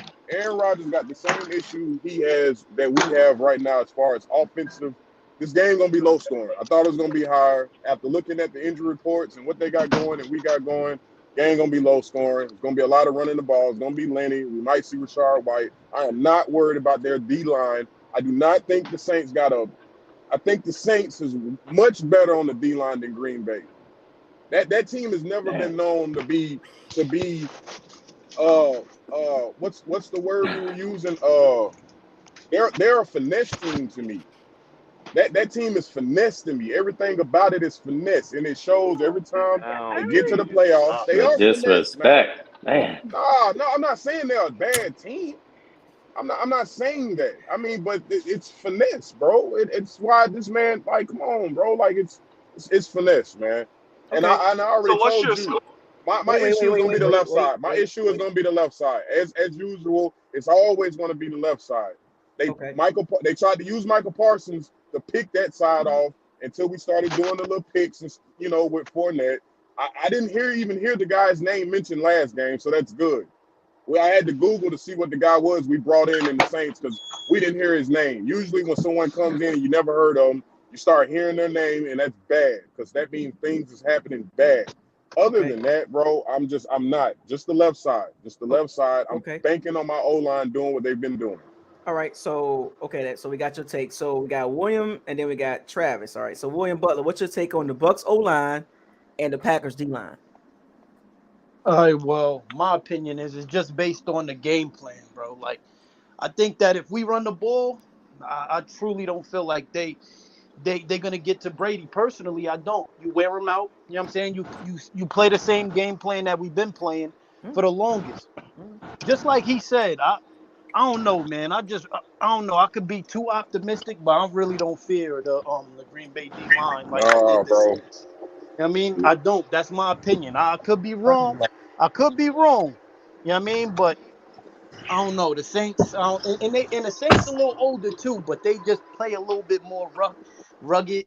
You know what I mean? So I don't know, man. I like they D line, but I just don't think they I don't know, man. I don't think that they messing with the Saints. That's my opinion.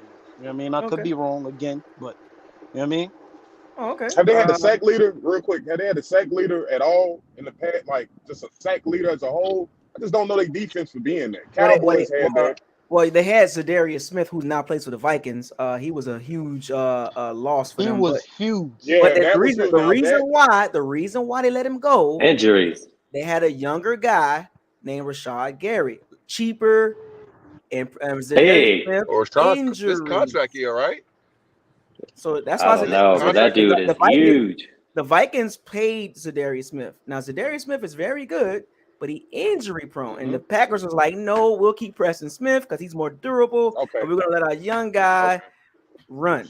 And Zadarius Smith is playing. I mean, I think he got 2 sacks on the year already. Rashad Gary is playing well. I watched the tape. He's playing well. I will give him that. You know, he played for Michigan, Big Ten country. So so Travis, we got one more player in the country coming out. So we got Travis, exactly. Travis playing his potential. What's your take on the Bucs O line and the Packers D line? You don't find the one here, so you know. Yeah. So flat out the right side, I completely trust Tristan Wirfs. Shaq, I'm good on that side. It's that left side, Smith coming on the edge. I think when it comes to the run wise, we can solidify that and be really good on that. I will not disrespect the Packers D line though, because they do have some Pro Bowlers. They have some guys that can show up. And so I don't want to disrespect that. I do think overall, when it comes to running the game, like I said earlier, running the ball, we're going to do the damage and churn them up. And if we can do quick passes, their little pass rush won't be a factor. Plain and simple. So I do believe, exactly, just like the Saints. So I mean, I do believe we definitely get that running back on the side to do the chip blocking on the left for extra protection, especially since we have a tight end out. I ultimately believe our offensive line will prevail against this defense, no matter how promising a former #1 guy out of high school was. If we're going to go that far back, let's not ignore the fact that they had Pro Bowlers there too. You know what I mean? If you want to go back to people's past, let's put some some recognition to their name. But we got some talent too. It's unproven. It's on that left side. So here's a good time for it to show up.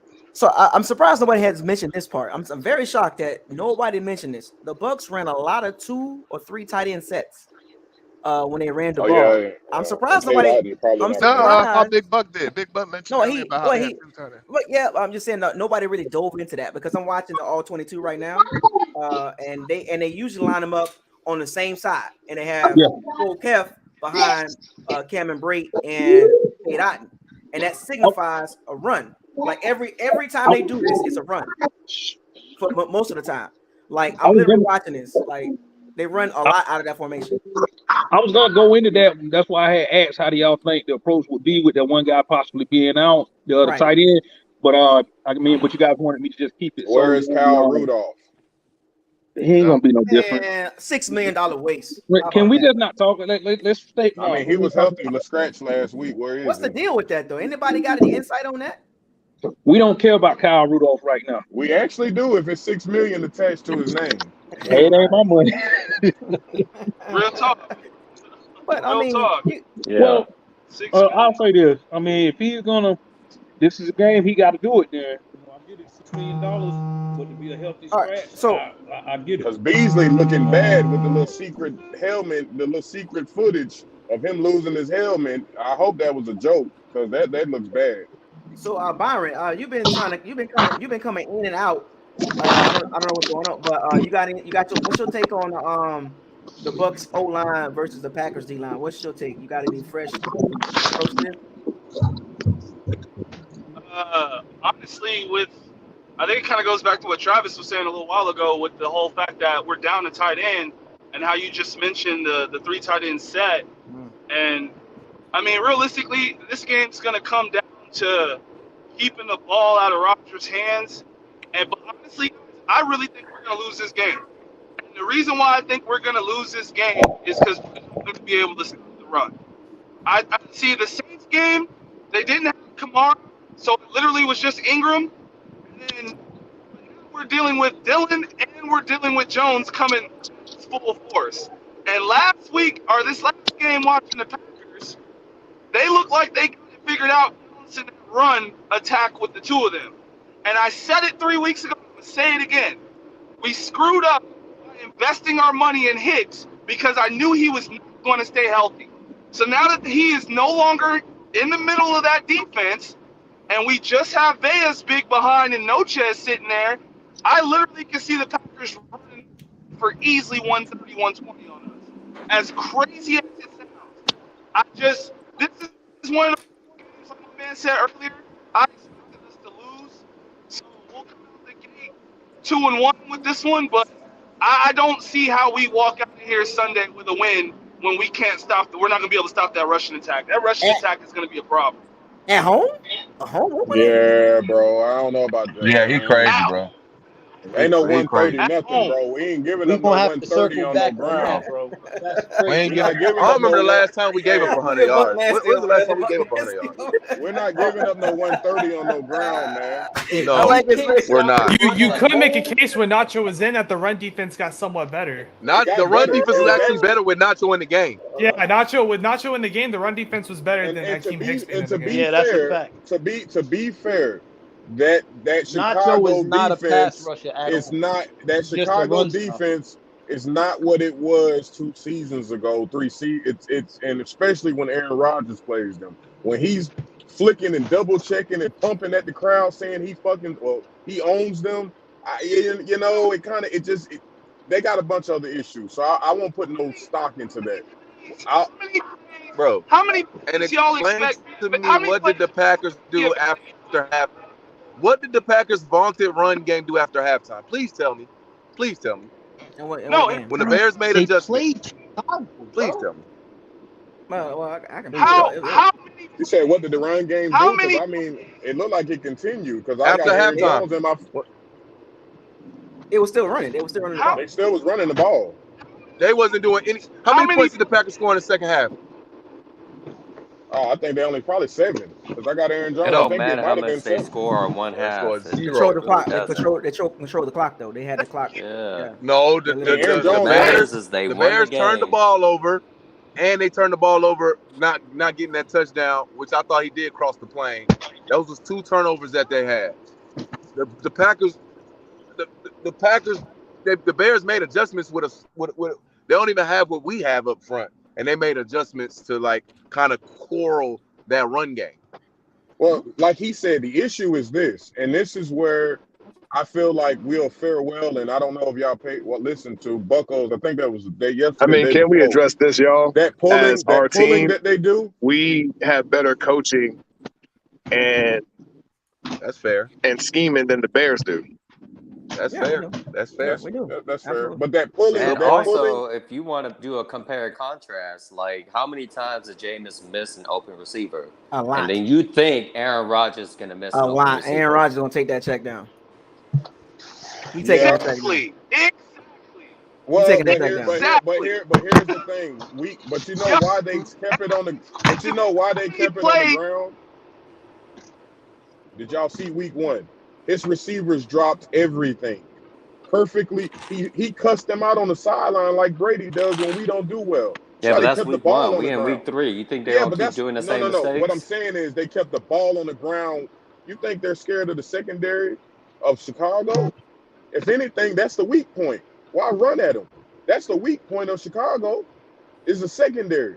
They don't have no like Alan Lazard did nothing. Alan Lazard did nothing. Why would you purposely do what they are good at stopping?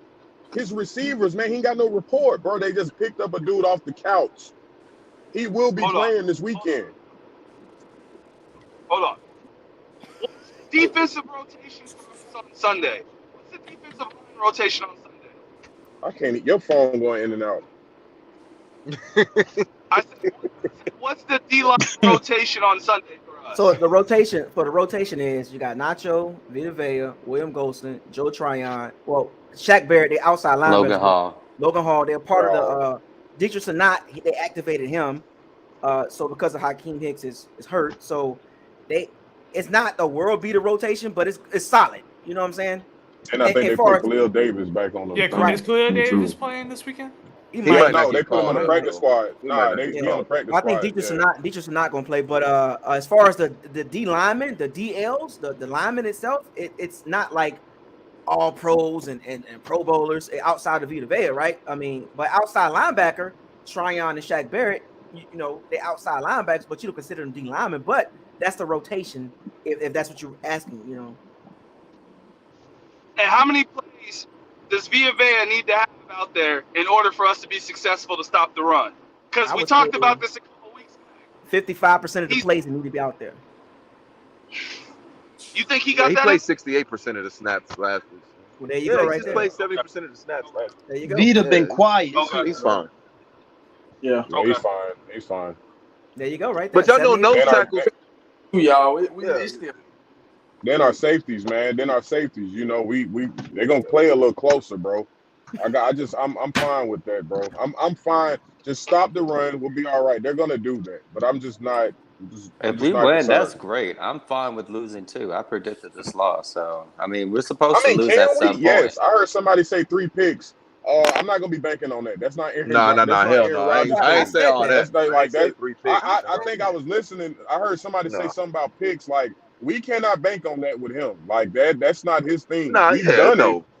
No. But that ain't Aaron Rodgers' game, bro. Yeah, but what's good though is if he does throw a pick, he's like his whole mentality just goes to shambles. Here's my concern though. Here's and I brought this up yesterday about the Packers in my notes here. So the Packers run a lot of pin pull and gap zone run, and they do a lot of trapping. And I'm watching the Bucs interior O-line against the Saints run game, and they were getting washed interior wise.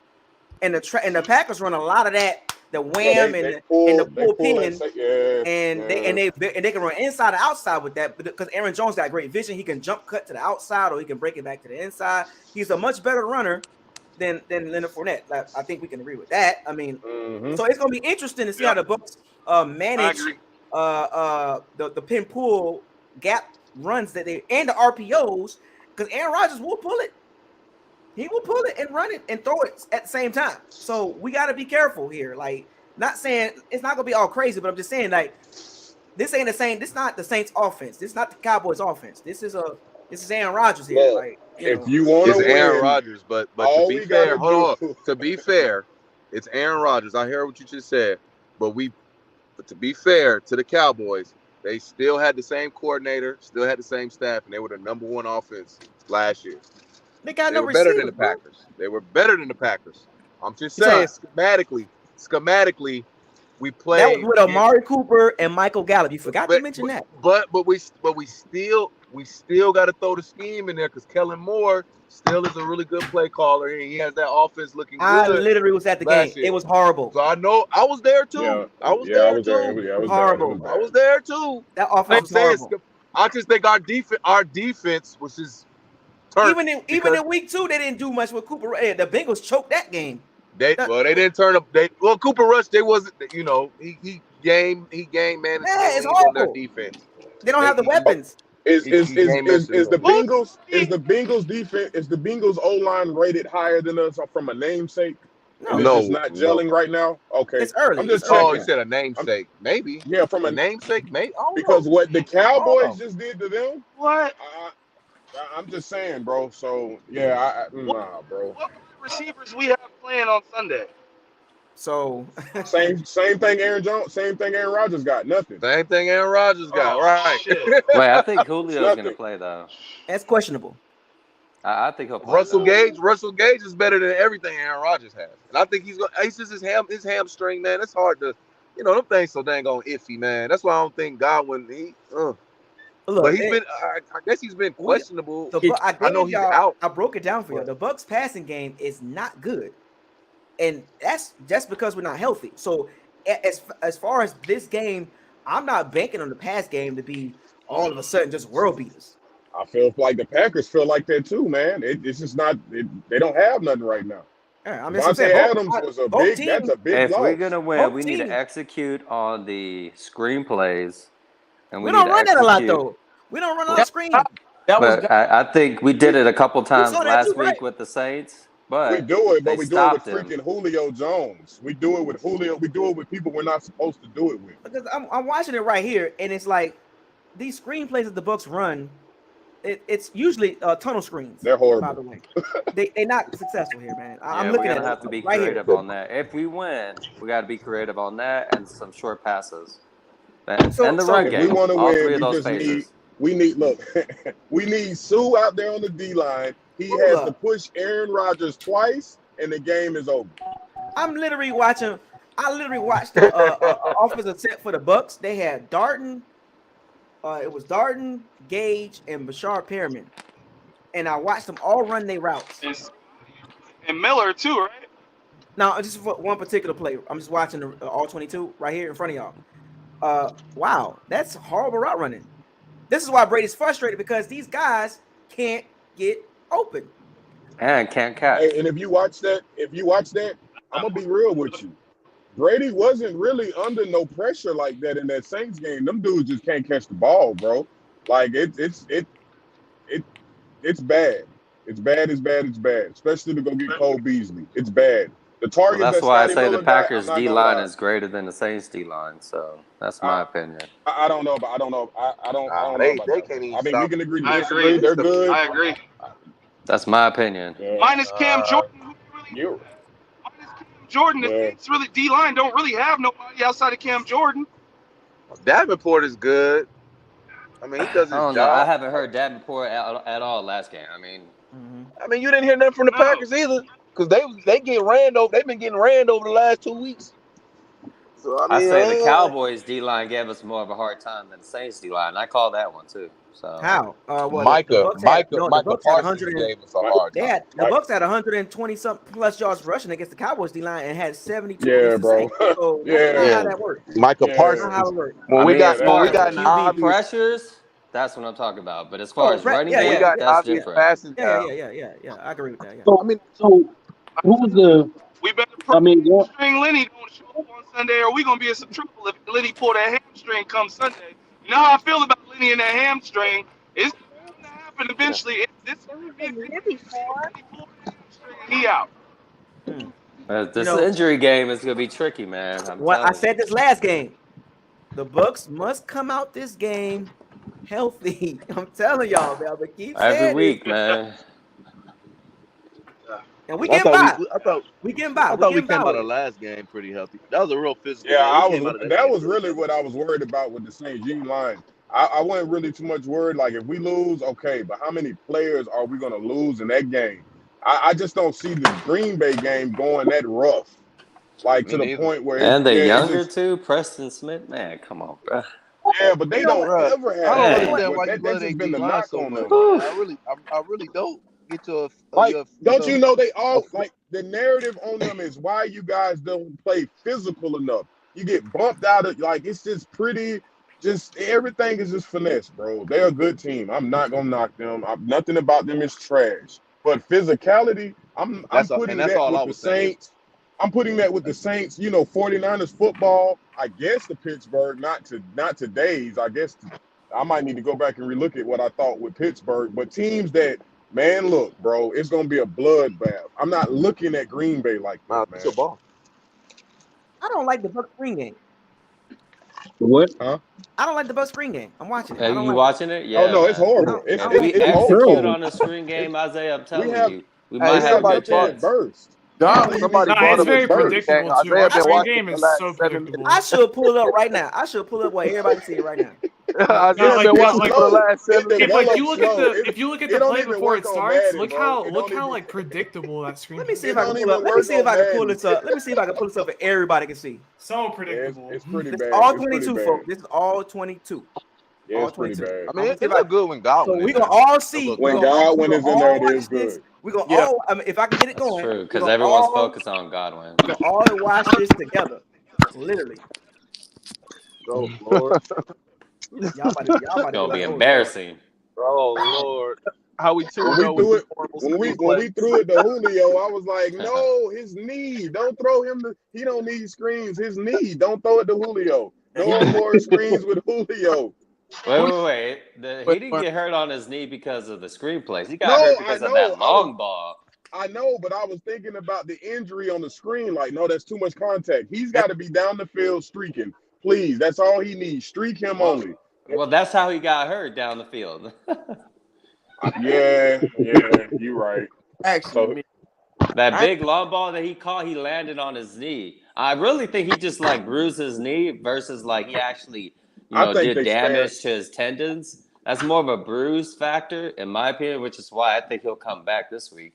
Because he probably already, got that swelling down and whatnot. Because, I mean, just imagine running full speed and you just jump and land on one knee on a turf.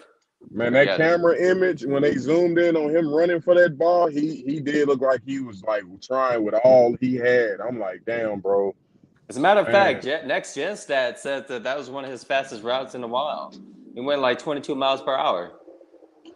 I don't need that this early. We don't need that for one play, bro. Save some of that. Save that. That might be why they not letting him play, saving him, just letting him, Put him in bubble wrap. Well, does it help that Tom's been off on some of his throws too? He's already Tom got, has been- in a way, he like hurt two Chris receivers Godwin. hurt. Yeah, he hurt Chris Godwin. He's got two receivers hurt with his throws. You hurt Giovanni Bernard. He ain't been right since he flipped him at the Rams game. You blew his knees up. You just hurt people. Yeah. I think he got hurt for something else, though. He hurt Gronk ribs last year. Nah, but we can count how many players Tom Brady has thrown some dirty passes to, and it's like, damn, bro. Is it no one questions questions it unless you really watch it. No other Bucs fans gonna question that type of stuff. He'll admit it. He got him killed. He'll admit that. Yeah. Yeah, I mean, I don't know if y'all waiting on Isaiah or not, but do y'all think, like, as from a defensive standpoint, who has to have the bigger game? Is it Devin White or Levante? This is a Devin White. It's both of them. We need both of them. They need to be Both hawking of them. down running backs. They need It to just be depends hawking how they down use running Levante, backs. because I assume it's going to be pass related. But like Well, I think think Isaiah Robert froze. Tonya's playing, right? Who's playing? Yeah, so that's what I'm Tonya. finna get to. Oh, Robert he's Tonyan. back. Now, he may be I'm a problem. sure David's going to be So, on Tonya a lot. Are we talking about Devontae Wyatt? No, he a second string. He'll be in there no, as a we're talking rotation. about we're talking about Robert Tonyan, that tight end with the long hair Yeah, they the got. tight That end. dude is like a Tyler Higbee. So, I thought Mercedes Lewis was the tight end in Green Bay. no, it's Robert Tonyan, bro. He's hurt right now. Robert Tonyan is Speaking your of, I 6 think catches. Levante will do well on him though. Yeah, I think Levante going. Yeah, he's do your well. 6 catches, nickel. 150-yard type of tight end. Like, he's one of I those feel like types. Todd Bowles gonna send White down them pipe to get after Aaron a bunch this game. He gonna have Bro, Just you see a don't lot of think cover two, man. We're gonna see that a lot.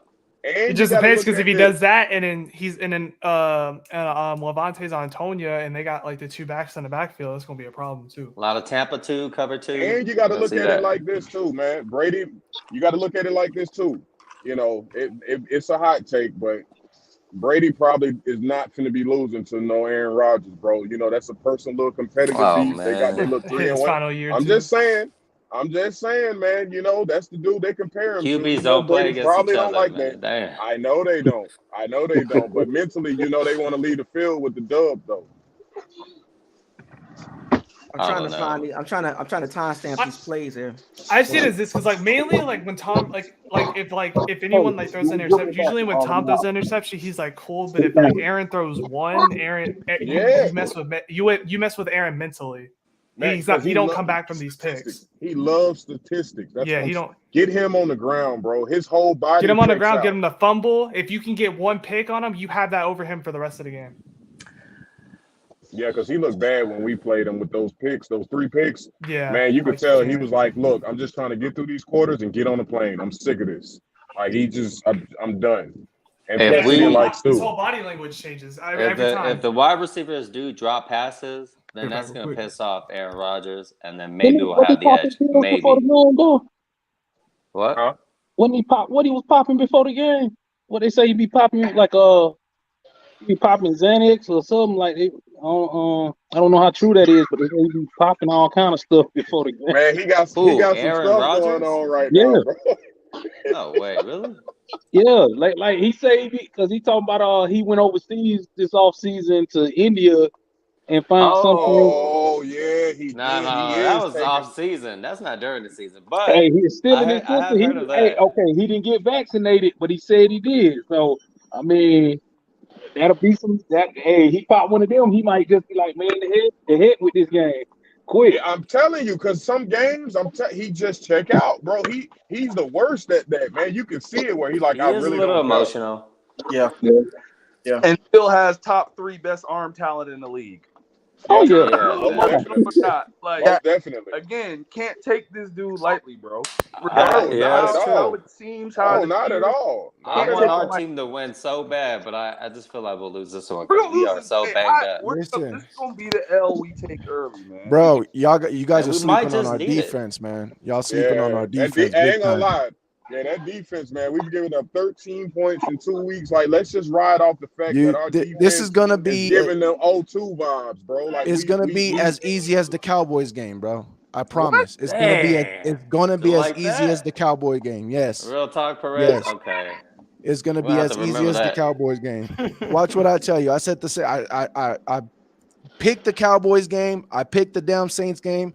I said both of them. It's shut down defense on both of those games. It's Aaron Rodgers. First of all, Aaron Rodgers ain't got no weapons. The weapons is I would say it's Randall Cobb and Travis. They don't even have a CD Lamb. Really, think about it. They don't even have a CD Lamb. Like their weapons are whatever.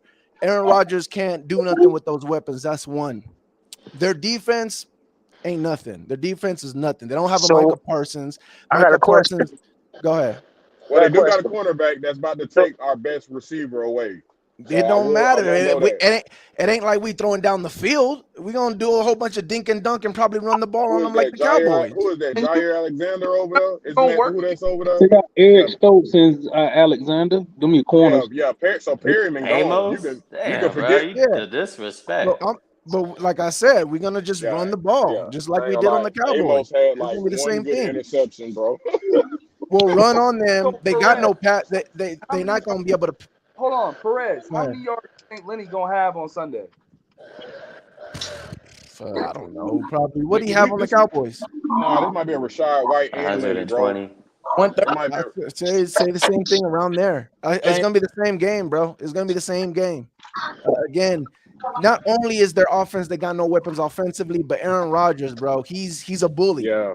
Aaron Rodgers is only Aaron Rodgers against nobodies. When he has somebody that can punch him back in the mouth at the other opposing quarterback, that's what we said about physicality. As soon as he starts doing bad, an interception or something, he don't want to throw no I more got a interception. question. He's done. He's not going to try it no They more. said that they don't do physicality over there. They don't do that, and they've said it. The coach even said it. We need to be more physical. That's why they try to draft like that. They don't have physicality. Not only that, but mentally, Aaron Rodgers checks out the game, bro. He checks out the game. Once he starts messing up, he checks out the game. Do y'all think we go more zone or more man this game? Man, we could do both. I want to see more man. I want to see more man. Listen, I'm not too comfortable with dropping back in zones with Aaron Rodgers. He gonna blitz down the I park. wouldn't ever do that. You better send a man blitz. You better blitz him.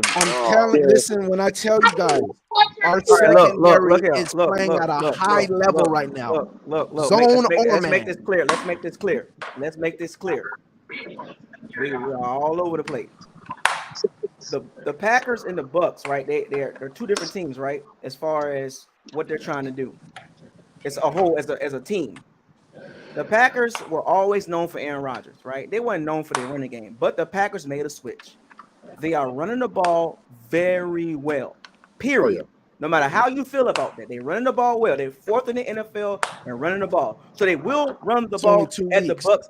They will run the ball against the Bucs. I'm watching tape left and right. They're going to run the ball. We're just gonna throw the ball around. That's not the Packers. That's not who they are right now. They're a running team. They're a fourth in the NFL and running the ball at 150 yards a game. So that tells you once they approaching this game, they know the Bucs are physical. I'm pretty sure they gotta know that. They watching tape just like we watching tape. They know the Bucs are physical, right? So they have two.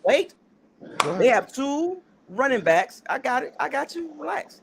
They got two running backs that once physical, thunder and lightning. They run those. They set those guys up in positions to be successful to run the ball. Aaron Jones is the fast guy. He's the outside guy. He can catch screens. He can catch like a damn wide receiver. So they line him up outside. They will run two back sets. They did it a lot against the Bears. I'm literally watching all 22.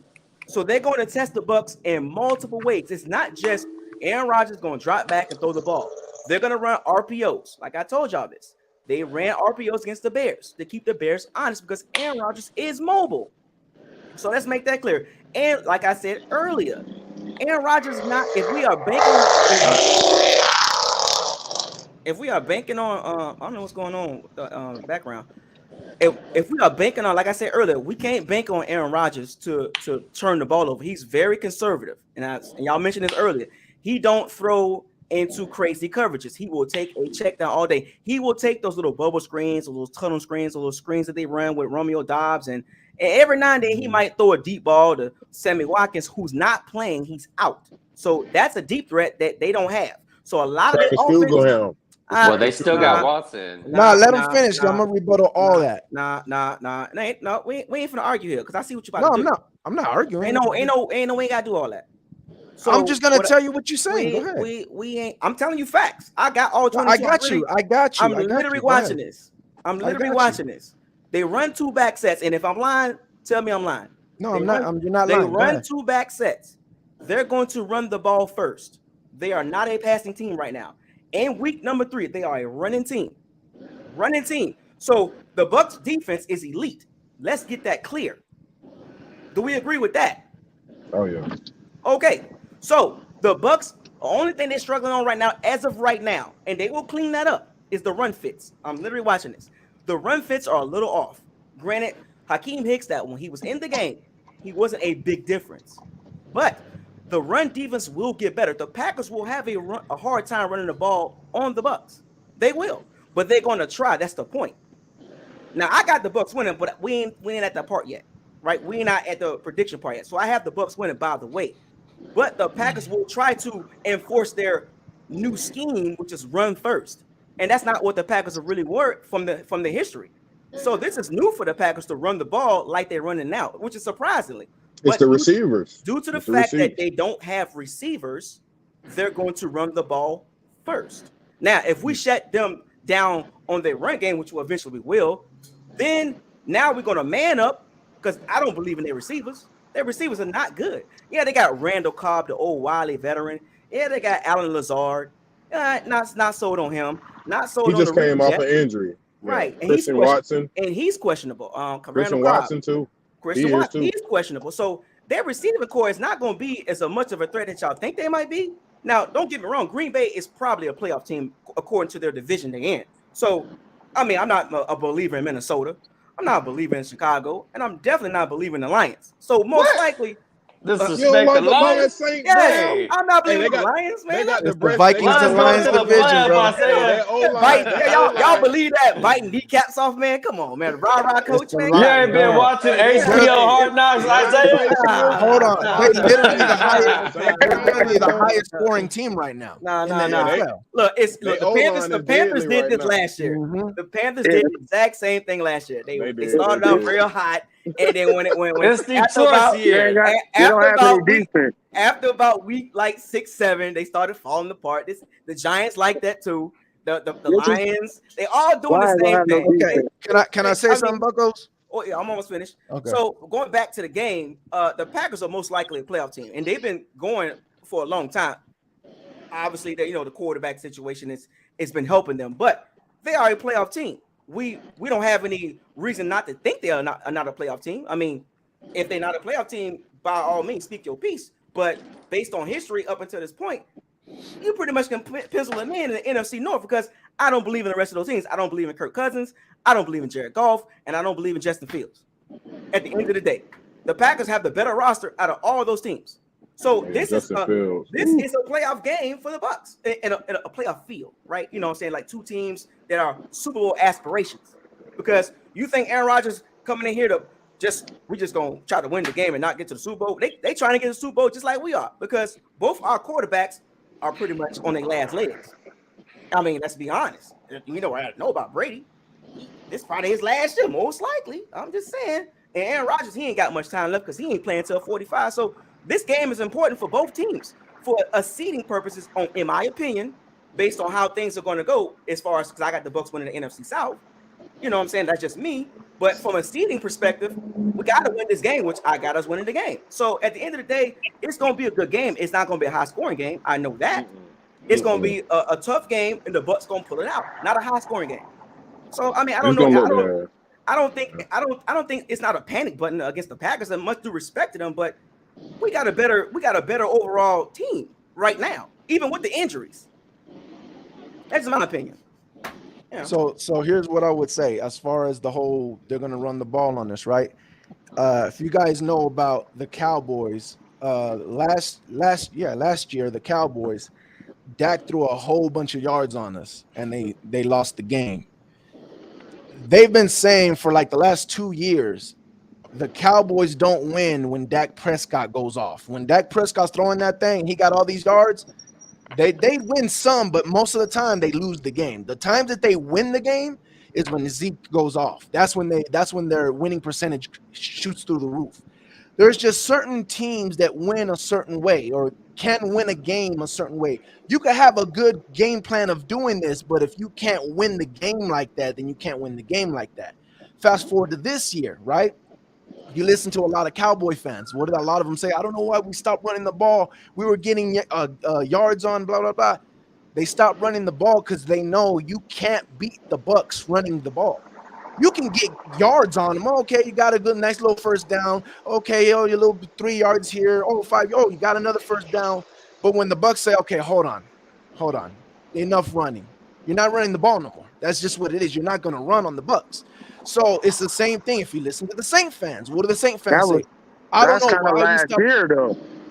No, That's no, kind of this year. I'm last talking year. about This year we've been getting ran on. No, but that's what I'm No, saying. as If a you whole in the listen to the Cowboy games, it fans, was 3.1 yards a carry. If you add it all up, it was if you 3.1 yards a carry. and if you listen to the fans, the Cowboy fans said the same thing the Saint fans said. Why did we stop running the ball? Because it looks like, oh, we're getting yards. But as soon as Todd Bowles goes, boop, boop, listen, they're running the ball on this. Let's stop the run first now. It's a wrap, bro. Like if you watch the games, when we want to stop the run, we stop the run. Right now, like they're not even pass rushing. You could tell the difference when we're just sending the pass rush, and when you see Joe Tryon kind of just like, okay, it's not a run now. Let me pass rush. Like you can see the difference. And if you watch the Cowboys game, you see Joe boom just pass rush, and then they'll run right between the guard and the tackle where Joe Tryon was. And then the very next rep after that, Joe Tryon's like, okay, hold on, let me make sure they're not running. Okay, it's not a run now. Let me pass rush. So what I'm saying is, it's when Todd Bowles is like, sick him, or when he's like, okay, stop the run first. And if you listen to the interviews, they said the same thing. We were worried about the passing downs. We were worried about the passing. They're not worried about the run game. People are not going to run on us. And if they start to run on us, where it's like, okay, they're getting too many first downs, or they're getting a good drive, we lock it down and we stop the run. All of a sudden, they run until they're behind the chain, basically. So you run on first down, you get 3 yards, that's good. You're in front of the chains. Then they run again and they get stuffed for a tackle for loss, or they just get stuffed. Now they're behind the chain. Now they're not running no more. That's common football, man. That's common football. But that's what I'm saying. It seems like, we got a problem with stopping the run, but we don't. It's if they keep getting ahead of the chains, then we got a problem. And they only do that maybe 1 or 2 first downs. After that, we put them behind the chain, and they're like, okay, now we got to throw the ball. Let's stop. So when we need to stop them from running the ball, we will. And that's not, again, like I said, with the Packers, they're gonna get some runs, and then we stop them, and then they got to throw it. The problem is Aaron Rodgers is gonna mentally check out. You guys said, oh, Aaron Rodgers don't throw multiple interceptions. He doesn't, but against us, he does. Every time we play him, he throws multiple interceptions. So it's like it's not Aaron Rodgers. I'm not banking on that though. They don't have to. Because even with the bubble screens and all that stuff, we kill bubble screens. We kill the short game. Go ahead, Mopar Buck. Go ahead, Mopar Buck. I'm gonna say something, and it's just more of what we've been talking about kind of over the years. Yeah. I'm just gonna appreciate the fact that the secondary right now is giving quarterbacks a 53.35 QB rating, and according to POF, very good. According to POF. The one issue as a whole the defense struggled with, which everyone should know, is tackling. According to the ratings last week, we missed 3 tackles. Yeah, but they say we missed 3 tackles. Those guys, I'm just saying, if that's real though, to miss only 3 tackles. I'm just saying, but I do like the 53%, QB rating. I like that. We're playing very dominant defense, bro. Very dominant defense. So Sal, you was mentioning, you said something about as far as the Packers when it comes to Aaron Rodgers. I was saying I'm not too comfortable with us dropping back in zone a lot. I would like to see more tight man coverage. And the reason being because of their receivers, right? Because they don't have no world beaters, right? Right. So they're not proven, I should say. Right. But one guy's kind of speedy though. He dropped, but he got the case of the dropsies, but he's fast. He can get behind us. The Bucs secondary, and this happened for the last couple of years, but the Bucs secondary this year is taken to a whole new level, right? And even it's early, right? So if you man up the Packers receivers, it's gonna be trouble on third and 7 and plus, right? 3rd and 7, plus yards. And we cleaned that up too. It's gonna be hard for the Packers to move the ball because our secondary is so aggressive and they playing so sound. They playing very sound football. I agree. Antoine Winfield Jr. in the slot was a huge difference. Taking Murphy Bunting to the sideline as a gunner. It's been like night and day. Night and day. Because now look at the slot. Look at the slot completion percentage. Yeah, he is wreaking havoc, bro. It is hard to throw the ball in the middle of the field. Hey, Sammy Watkins is out. Right, he's out. Yeah. It's hard. Who else makes that happen? It's hard. Ryan. Right. They all have a hand in it. It's hard to throw the ball in the middle of the field for the Bucs because you got Levante David, great cover linebacker, right? Then you got Devin White with the pressure, with the delayed blitz, because he loves delayed blitzing, right? And Ty Bowles got this coverage. He got these two Levante and Devin White in sync, right? Because you've seen it in the Saints game.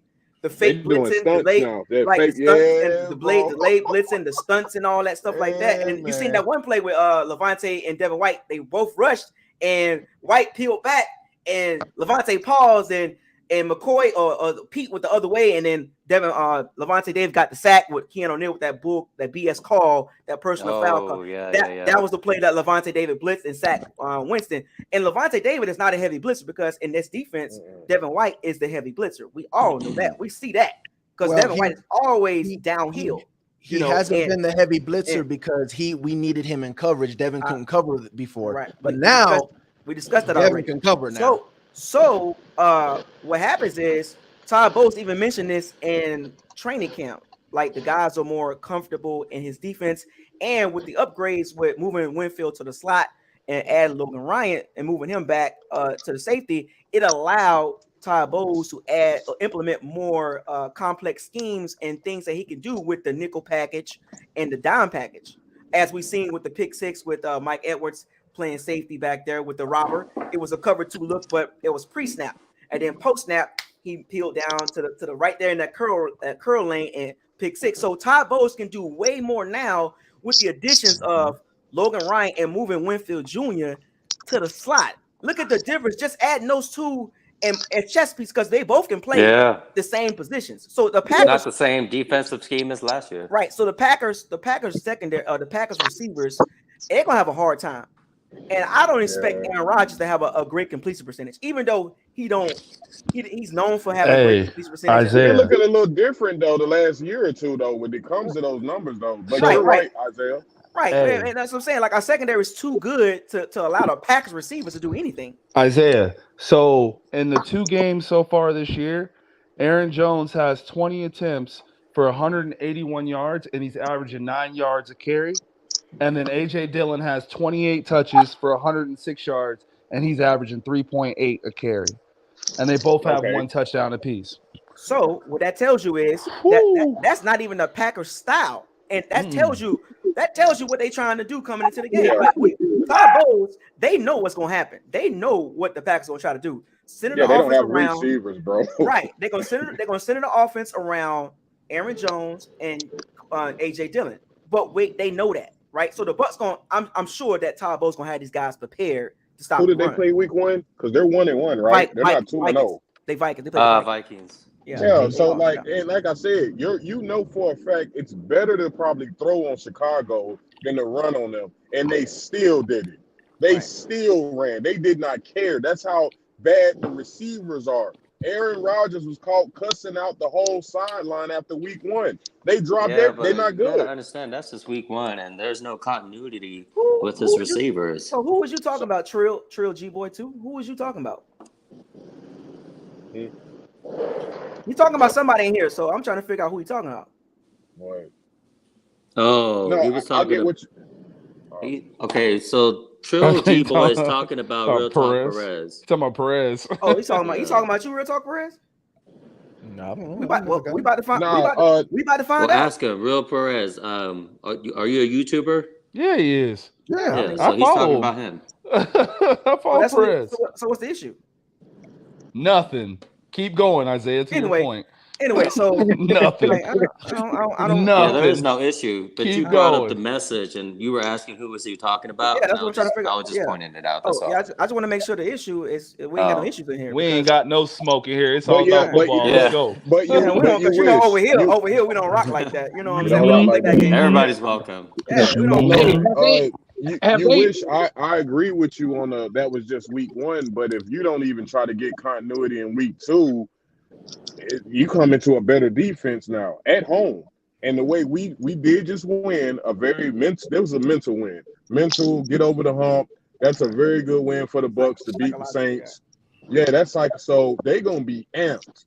They are going to be amped, bro. Like, but I think our offense is our weak link right now, bro. It's across and the that's NFL. why It's that's why when Bucs 2-0 Saints 1-1 says he can see Green Bay winning this game, I completely agree with him because the way our offense is stagnant right now, it's just one of those things, bro. We could give this game up at any given moment. But we're not turning the ball over. That's the only, we're not going to turn the ball over unless it's a fluke play like a fumble. But how do you know that? How you know that, though? When Tom Brady throws a pick six.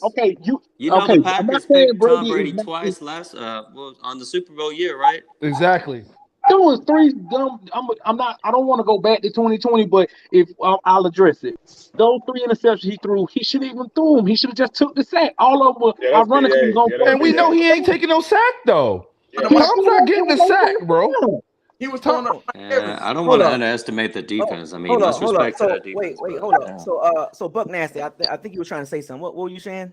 No, I was saying about those times when the 2020 game we played the Packers, he was chucking the ball up to Mike Evans. Yeah, he was. Yeah, but it was Mike gone. Like Mike gone this week. Mike's gone this week. Godwin's gone. Nobody talked about They don't have no. Hold on. Y'all are forgetting the biggest thing. That's a BA thing. That was a no risk and no biscuit at all costs. This ain't that. This Tom bullshit now. We not chunking no balls around. Right. And clearly, It's Tom Brady. It's Tom Brady's That offense. does not diminish the fact that Tom Brady will not throw an interception. This is Tom Brady's offense until Tom Brady retires. We can say it's Todd Bowles. We can say it's BA all you want to. But Tom Brady says we throwing it 40 times. They throwing it 40 times. That's literally the same thing though, because Tom Brady doesn't want to throw it down the field. Arm. Yeah, he already said it feels good not to throw the ball. That 45-year-old Yeah, he doesn't want to throw the ball down the field. And that divorce and all that, he checking his ring finger out and all that. Like, come on, bro. This man getting old now. Nigga, we got to be happy at the end of the day. He said his ring finger. Let me ask y'all this then. How big of a loss? How big of a loss in this particular game is Mike Evans for the Bucs? Offensively, huge, very huge. That's the third. That he moves the chains, and that takes away that red zone. It's huge for a blowout, bro. That means Tom Brady's got to do a QB sneak if we're in the red zone. I think it also depends because Mike could have been on like a discount this game too because Mike was hurt. Mike was hurt. It probably took a suspension for him to like miss this game because he probably still would have played hurt. And that's his fault for not controlling his emotions. That man always hurt. Mike always doing stupid shit. Yeah, and he always hurt. Why would it matter if we got a top 5 offense? We got a top 5 offense, right? Why would it matter? No. Why would it matter? I'm saying for this game, I mean, all I asked was just how. Wait. Did you say why does it matter if Mike Evans plays? I'm being sarcastic, man. We have a 5. Here's what I'm saying. They say we have a top 5 roster, right? So with a top 5 roster, it really shouldn't matter. It ain't top 5 right now. We ain't got no top 5 receiving core. I know it ain't top 5 when we got to go get Cole Beasley. We ain't got a top 5 receiving core right now. That's for sure. We are relying on Scotty Miller to run the route tree Sunday. We're relying on Cameron Brate to be the starting tight end. We're relying on Cole Beasley. Bro. Hey, speaking of Cameron Brate, I do want to address with Cameron Brate. Actually, I think Cameron Brate will have a better game this game. Let's hear. He's always had a good game against the Packers. I think it's going to be an unlikely person. Yeah, Isaiah, who's our ref? The rest for this game? Let me see. I can't stand them guys last week. God, I hate when they call any game out. I sent it to the group on the group on Facebook, and they always like that. They like that, man. I think it's a playoff game.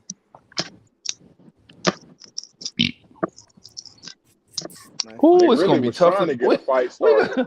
Hey, I'm surprised nobody ain't bring up the Bucs special teams. What's going on with this here? Because we still haven't found someone that can actually run a punt or a kickback yet. They've been good. It's been good, but we still ain't got nobody. Hey, who was that returning? Is it Rodgers?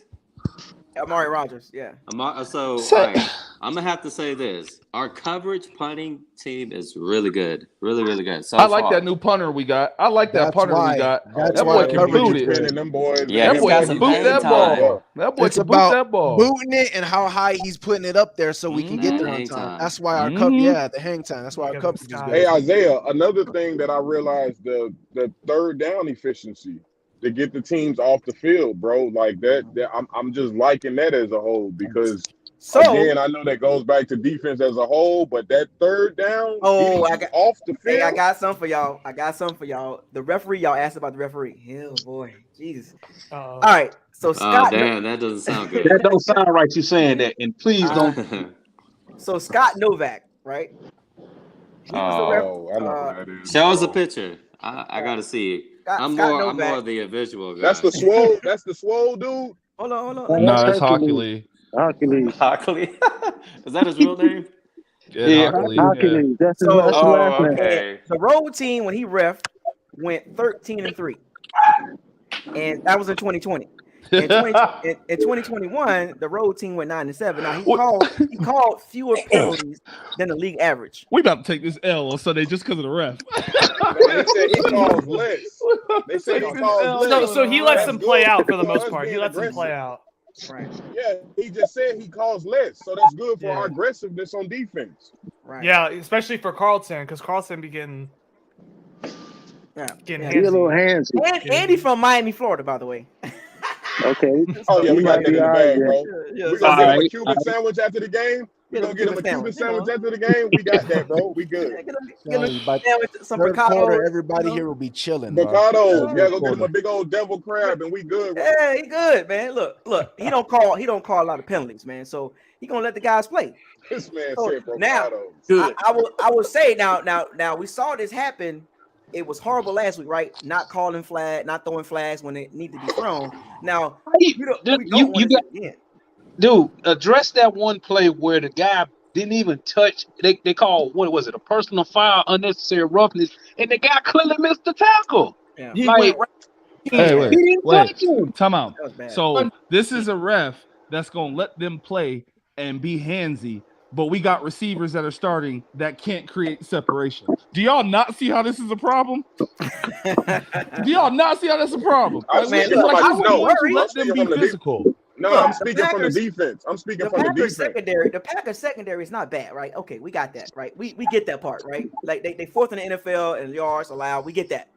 That's not the issue. Like, we're not worried about that. Brady gonna move the ball when he needs to move the ball. Like he gonna make it to completions. He gonna make his little 7-8 yard. He gonna move the chains. And Cole Keith gonna lead the way with the run. We're gonna dominate the time of possession. Run the ball, just like the first 3 games. Even if it's not working, run the ball. It doesn't matter 1 yard, 2 yard. It's the time of possession. Keep the defense fresh after Aaron Rodgers. Keep them on. Yep. Aaron Rodgers is going to shut down, and the defense is just going to take over. It's just going to be like the first 2 games. It's going to be a Man, I don't know why y'all so confident with this whole Aaron Rodgers thing. This man's an MVP. How are you scared of Aaron Rodgers as a Bucs? Man is an MVP. Any you don't type think of the defense is resistance, tough knowing that Tom Brady nobody, you know who ain't scared of Aaron Rodgers? Anybody that plays him in the playoffs. Anybody that plays Aaron Rodgers in the playoffs is not scared of Aaron Rodgers. He folds. That man got no heart. He got no killer instinct, bro. This man threw 40-something touchdowns last year and 4 interceptions, and you sitting here talking like he's like Chad Pennington. There's a lot of bad teams in the NFL, bro. There's a lot of bad teams in the NFL. But here's the issue. That's a self-driven. Like, that's a self-driven thing. You don't see him on the sideline trying to rally the troops, bro. You got 1 ring. Come on, bro. You're self-driven, man. It's about. We got 1 ring since Tom got here. Before that, do you know where we were at? Oh, we not because I remember. We had another ring. We had another ring. Y'all take it easy. Those 2 things don't correlate. Those 2 things don't correlate. What he just said makes sense though. When he gets in the playoffs, teams already know what to do. Hey, y'all, get him on Hey, the ground early. I'm gonna need y'all to quit acting like y'all forgot who we had a couple of seasons ago. Now We're not. I'm gonna need y'all to quit acting real brand new, like y'all remember the struggle we went through. Y'all remember this? Bro, wait, you don't hold think on. even Hey, let me watching the playoffs? let me add context to that. So wait, do you have a Josh McCown jersey, Bruce Kukowski, Chris Sims jersey? It's not just that one jersey. Hold on. It's not just that You gonna look at me some type of way? But my daughter's 1 year old and my son, I have a Josh Freeman jersey I bought my son, and I still have it in the house, and my daughter wears it. Damn. See what I'm saying? I remember them hard times. Come on, You have y'all. to do it now, though. But this is what we're saying. When you watch the Packers in the playoffs, we've all sat there when they lose, when it looked like they supposed to just fly through that thing and be like, "Damn, bro, y'all don't punch back." It's over with, man. It's just like, here we I go will again. say this though. They You gotta be give rated credit. You gotta to give win the credit Super to Bowl every single year. You got to give credit to. I want to get back to the game this Sunday. You got to give credit to Todd Bowles and what he's doing with all the injuries. We have to give him some flowers, man, because we hurt like we hurt, and he is found a way. That O line was the biggest, bro. Todd Bowles or Byron Leftwich? 2-0. Todd Bowles is the man that takes the fall. If you know how business work, the ultimate responsibility is the CEO, right? So on the field, the CEO for the Bucs is Todd Bowles. So if anything goes wrong, guess who got to answer the questions? True. Todd Bowles. But we know he's not the offense, though. So that's not the team. It's 2-0, not the offense. No, I get it, but you're saying you're giving him credit for the offense, but we got to give Todd Bowles the credit as a head coach, what he's done in the 2 games that the Bucs have been hurt. Putting together, because he's sitting down with Leftwich and Tom Brady and putting together a game plan offensively and obviously defensively and special teams. What do we got to do to win the game? And it's worked. It's worked because it's night and day between Arians and Todd Bowles. But he's not doing that, though. It's night and day we between Todd can't Bowles. say he's not doing that, bro. We're not gonna do that. No, he's not. We're not doing that. No, we're not gonna do that, bro. We're not doing that. We're not doing that. Get out of here with all that. Todd Bowles as a head coach. What's the point of him being a head coach then? Right. Answer that question. He's overseeing the 53-man roster. He's the CEO. He's overseeing the game plans, but Byron Leftwich is the one that comes up with the game plan. BA said it when he was there. Bro. Byron Leftwich does everything. You think Todd Bowles in his first year being a head coach is not going to have his hands in the offense? He's letting Byron scout and doing the game plan. Y'all hear this? They literally said it. I'm not making it up. Bro, you sound silly right now. It came out of their mouth. Perez. I refuse to believe a coach who's in his first. I refuse to believe a coach who's in his first year as the head coach of the team. I refuse to believe a coach that's in his first year is sitting here not having his hands involved in the game plan. You know why he doesn't? Because he said before he got the head coaching job, he said, "I'm gonna do it my way this time." And you know what his way is? The way he was taught by BA. And that's how BA ran his team. He let Byron do his thing. He didn't interfere. He came in, saw the game plan. Okay, take that out. I don't like that. What you mean he didn't interfere? They already said that BA came in the room and scratched the board one day when they was in there coming up with plays. Y'all hear this, man? I got a question. I got a question. I got a question. Perez, I just on said fourth and one last week in the Saints game, whose decision was that? It's Todd Bowles. But when Todd Bowles says, "Let's go for it," Byron says, "Okay, what do I got in the 4th and 1 game?" Bro, what we're not going to do is we're not going to discredit Todd Bowles. You not see how the game script has I'm not discrediting him. I'm just saying Byron is the guy. My point We was might be saying the same thing, honestly, on both sides. Yeah. My point is, to a degree. All I'm saying is, my point is, ain't no to a degree. My point is, Todd Bowles has done a great job in the first 2 games with the injuries that we have as a team, not offense, defense, as a team. That's how you win. You don't win with one player. You don't win with an offensive coordinator or just the defense. You win as a team. As a team, and the injuries that we do have and the turmoil, the extra stuff, he has done a great job to get us at 2-0. And now we're gonna be 3-0. Not to mention, he's been able to do something. Not to that mention, last comment, I disagree, but I see what you're saying, Isaiah. Hold on, but not to mention, he's been able to do something BA could not do with Brady. There we go, right there. And there that's we beat go. the Saints in the regular season. There we that's go. over with. And don't let him beat. Don't let him beat the Rams too. And offensively, like the team, I would say this though: when Arians running the show, the team do look different. The team looks different than the Arians-led team because Todd Bowles' influence is all over this team right now. Run the ball, play physical defense. That's what's happening. The first you know what I think? Plain as day. You know what I think? We ran way more. It's physical. It's physical as hell, That's the game plan. That's the game I'm plan. gonna tell you why I think it looks like that. The same reason why BA is no longer the head coach. I think, like someone said earlier, this is Tom Brady's offense. It wasn't Tom Brady's offense when BA was there. BA's like, nah, I'm the head coach. BA goes, Tom Brady, hey, I know I can control Byron Leftwich. Byron, I don't want to throw down the field as much. Blah, blah, blah, blah. You don't hear me? You don't hear me? I think everybody hears me. No, we hear you, man. We hear you. Yeah. He's trolling. I know. Crazy. The satellite blocking what you're saying right now. The satellite blocking what you're saying right now. No, you don't think that Tom Brady. Bro. Hold on. You don't think Tom Brady came in and said, I don't want to throw the ball as much? So we're disagreeing with that? So we're disagreeing with you by yourself on this one, bro. I'm asking. No one disagrees. When you no talk, one I need that basketball at the bottom when you talk. I don't know what you bro, you saying. just like I don't so I'm trying to figure out where you're going with this because the purpose of the why I brought the Todd Bowles situation and then you immediately downplayed Todd Bowles. Why? No, I didn't downplay Tom Bowles. I said that Byron should get credit because he's the offensive. Nobody's discrediting Byron Leftwich. Nobody discredited him. Nobody said anything about. I didn't say no one discredited him. I just said he should get credit too because he's literally the guy calling the plays and the game plan. It's really him. That wasn't what I was bringing up. I was as a team, as a whole team. I was talking about. I know. I understand.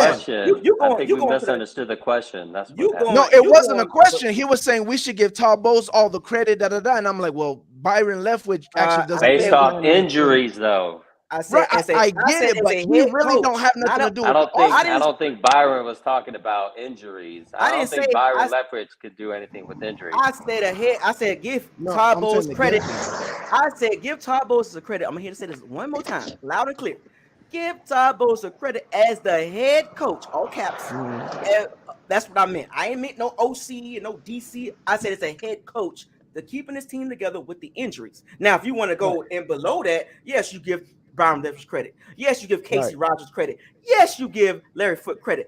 I'm not talking about that. I'm talking about as a head coach. That's what I'm saying. Bro. You know Byron, we were all saying the same thing then. But Todd Bowles hasn't really had to deal with the injuries because the injuries are really on the offense, is what I'm saying. Yeah, but he has. Whoa, bro! Like if the general manager, like Jason Light, is going to actually go and consult with Todd Bowles. He's not going to overjump him and go to Brady and what's Brian Leftwich. Byron Leftwich is focused on offense and putting players in position to win the game. Yeah, I understand that. That's all. So let me ask you guys this: do you think Brian Leftwich's job is not to make roster cuts? Let me ask you this. No, I know that, but let me ask you this: do you think Todd Bowles went and told Jason Light, "Go get me Cole Beasley," or do you think Tom Brady said, "Go get me Cole Beasley"? He made the final say on that. Of course, he made the final say. I think Jason Light went and got Cole Beasley and probably asked Tom Brady, "Hey, y'all understand?" So wait, let me make sure I'm clear on this. Do y'all understand how business works? Yeah, that part. Yeah. That part. I'm just curious. It works. You know, it works different from different franchises, though, right? Because some head coaches have more power than other head coaches. Now we're gonna play semantics. Now it's the truth, is it not? Some head coaches, which is why we got Byron Leftwich back, because Byron Leftwich wasn't given the power that he wanted to be a head coach. So he said, "You're not gonna give me the power I want. I'm not gonna be your head coach." I'm gonna be honest, bro. Okay, I think Trill G Boy is right on this. I'm gonna be honest. It's not the same. Trust me, I know it's not the same. He didn't win the job at Jacksonville. I'm sorry. I was giving the benefit of the doubt. No, there ain't no benefit of the doubt. It's not He the had same thing. the job at Jacksonville. He refused. I was talking about up here with it. He did not He refuse started that job going at on down Jacksonville. here with it, like doing some other stuff. But I was just talking about it from a head coaching perspective. I was not talking about it from a coordinator. Now, I can get into the coordinator's perspective because you got to give coordinators credit too. But as a head coach, any team, this applies to any team. If you are able to win with the injuries and the other stuff going on, and you are still undefeated or winning games, that's a credit to the head coach to keeping the team together. That's a head coach's job. Yes. The coordinator job is to coordinate a side of positions or a side of the team. As a head coach, overall, your job is to manage the team. That's all I was talking about. Now, if you want to add in the extra stuff, yeah, that's fine. That's credit to those guys too. TV commentary is not going to come out and say the Bucs led team by Leftwich. It's going to say the Ty Bowles. Come on, bro. Bucs led by Taylor. Come on, we're not doing that, bro. We're not doing that, man. I didn't say that. I get it, though. He is going to get credit. They're going to say the game plan, the scheming. Yeah, his job is to scheme. He can do the scheming. But at the end of the day, he got to sit down. He got to sit down with Ty Bowles. He got to sit. They all got to sit. Casey Rogers, Larry Foote, Byron Leftwich, Ty Bowles. They all got to sit down in a coaches meeting during the week and discuss the game plan. And they say, Ty Bowles or Coach Bowles, what you think about this game plan, this team? Because Ty Bowles' job is to not just know the team's defense. He got to know the Packers' offense too. He got to know the Packers' defense and offense. He got to know what to put together and how we're going to attack the team. And he gives the game plan to Leftwich and Casey Rogers and Larry Foote, and y'all do what y'all got to do. That's how it works.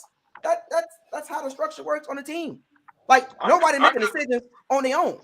I could go as far as to say, I bet Ty Bowles is getting with Tom Brady one-on-one, saying, what do you need and want, and making Leftwich design plays off of that. Like I can see it going that far, but nah, bro, we're not gonna do that. That's what I'm saying. That's literally what I was saying. Yeah, but it's still Ty Bowles. He's just saying okay. Like he's not saying okay. What do you want to do? What do you want to do? Okay, so this is what we're gonna do. We're gonna run this play. Oh, what are you? Okay, this is what they're bad at this, so I want you guys to run this type of scheme. Ty Bowles is not doing that, bro. Ty Bowles is just saying, okay, you do the offense, I'm gonna handle the defense. And when they all come together as coaching, they say, okay, what do you got? Okay, we like to do this because we think they're weak at that. We think they're weak at that. And Ty Bowles goes, okay, I sign off on it. That's it. It's not any complicated than that. Like it's that simple. Well, hold on. If that's the case, why are we arguing this? What's the issue? If that's the case, let's just move on from the next subject, man. Yeah, we need to move to another subject because this almost sounds like I don't want to. You're just going in circles now. I don't want to hear that. Like, let's move on. Let's move on. I think there's a lot of ego coming up. Like we're trying to one up, keep trying to one up. Like we going in circles? No. Let's just move on, man. Like next. I got one. I got one. We all on the same ship. We all on the same. I got one. I got one. Here's my issue I have.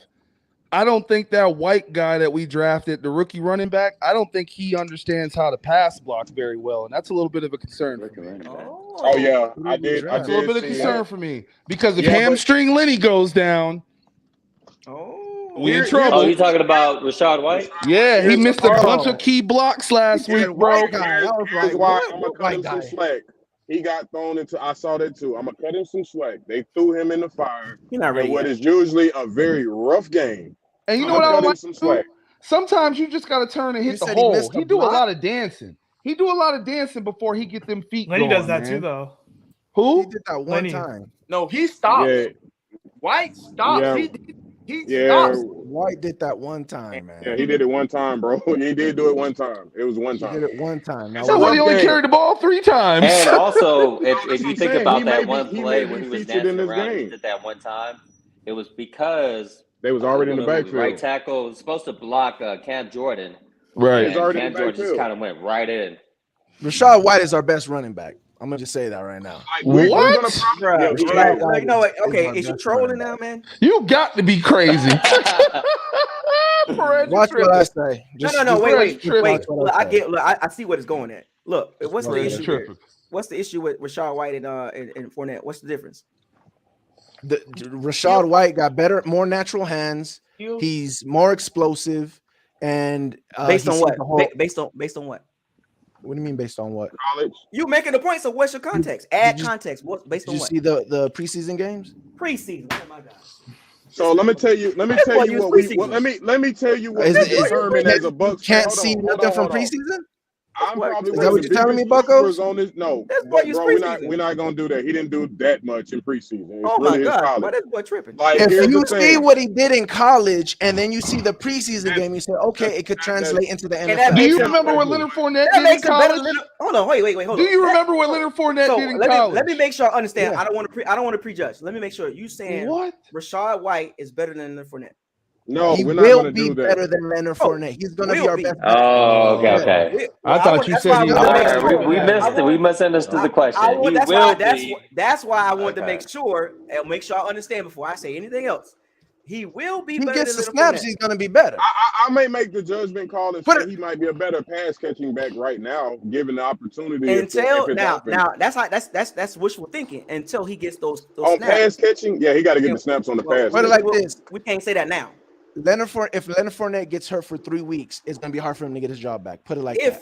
Now you're going too far. Wait. Because I think that's The key enough. word- That's enough the reps. key- I think the that's key enough word- reps. The key 3 word weeks. that you got.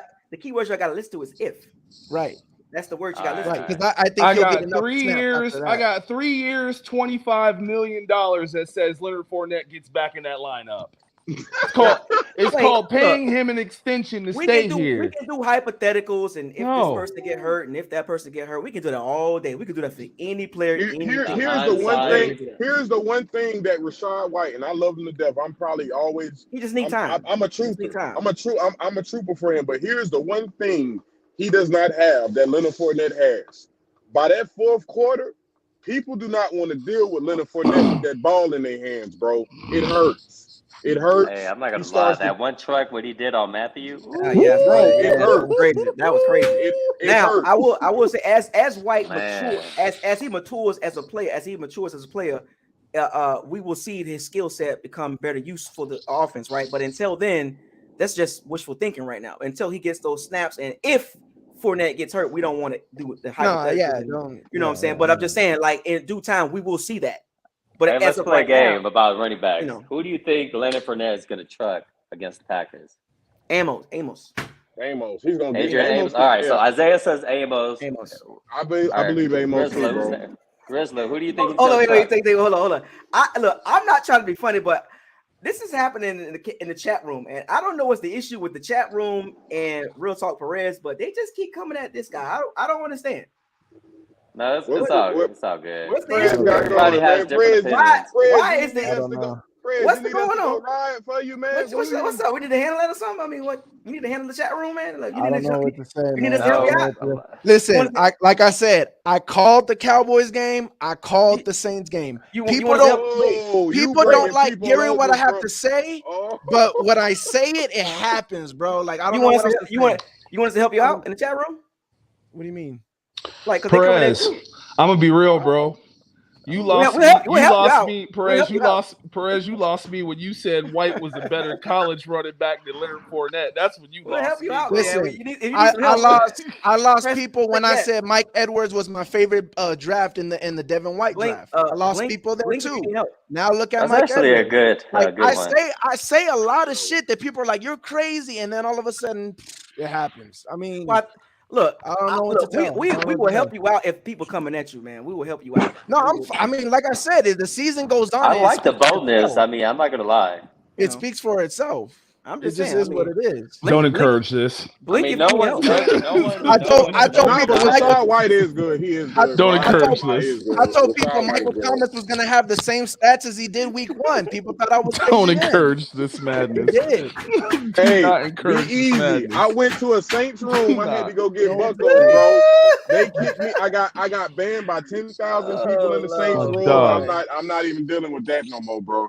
I ain't got nothing else to say about that, man. My dog, don't encourage this. So I'm not. I'm just saying, but all I'm saying is, in general, let's get back to the game. We having a little fun, but let's get back to the game. So who's going to truck who? Let's finish that. But yeah, I picked. Lenny's trucking Alexander. I call it. Okay. He'll get outside, and Alexander gonna have to come back down, and he'll get blasted. Yeah, because you know what? He just. I'm gonna go with Amos too. Amos, okay, we got 2 Amos, and then we got Alexander. Buck is not here. All right, Perez, who do you think Lenny's gonna truck? Amos. All right, that's 3. Mopai. He might do both. He might do both. I'm doing both. He's Because he did it in the Alright, so Cowboys 4 game. He's for gonna 2. have He did enough it in the 4 for 2. Cowboys game. He's gonna have the rock enough times. Hey, 4 for 2. Buck Nasty, who do you think Leonard Fournette is going to truck against the Packers? I'm gonna go with I gotta go with you, Isaiah.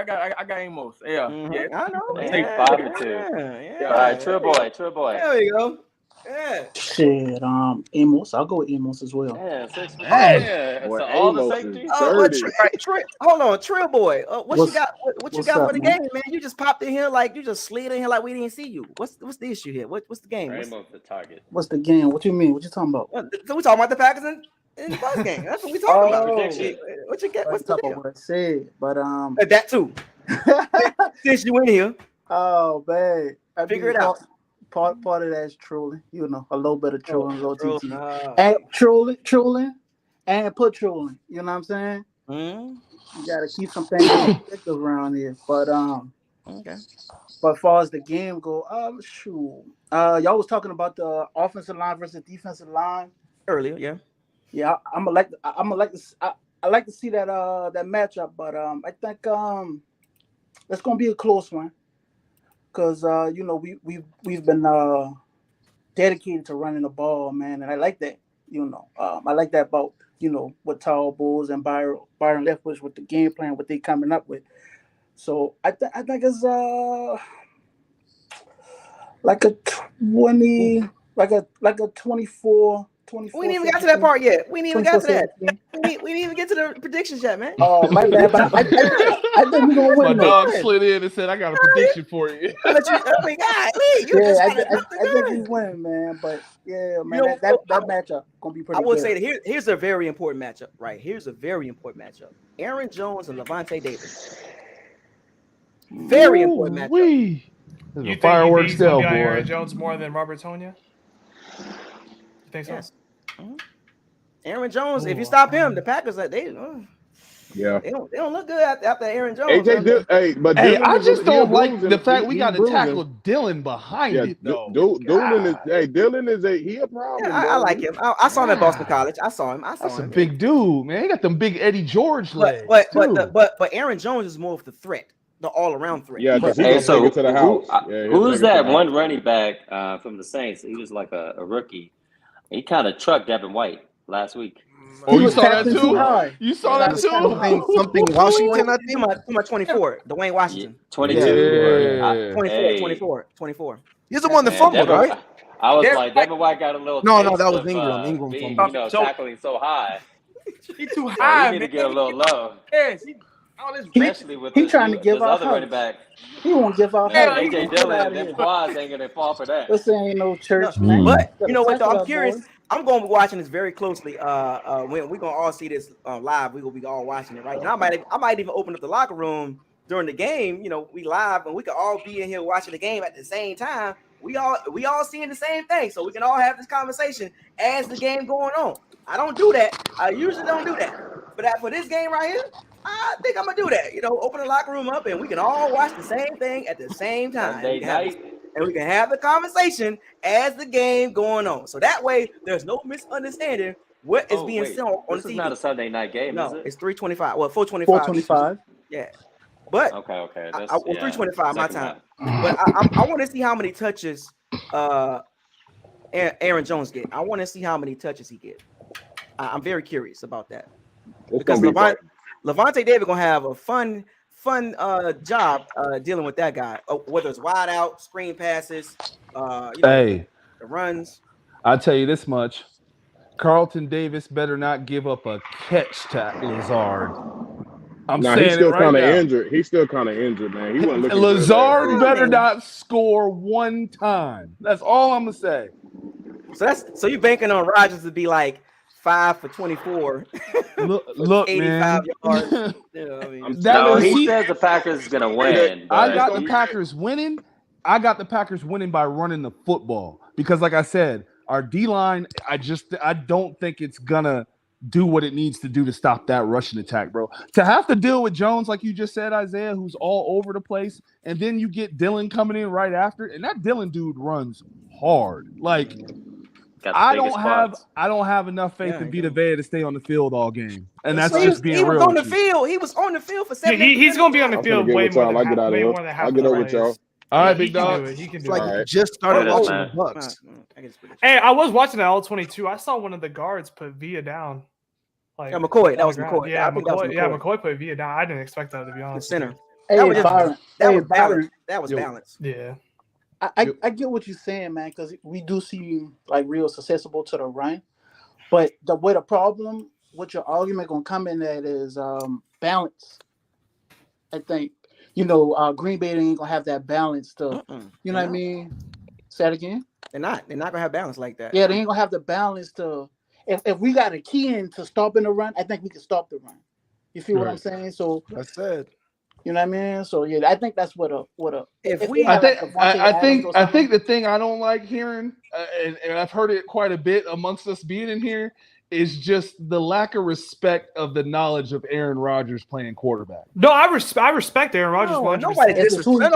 No, hear me out. Hear me out. Hear me Aaron out. Rodgers, Because man. earlier when we first got on this topic, when me and Bucs 2-0 was talking about this and saying the Packers are gonna win this game, some of y'all was talking as if Aaron Rodgers.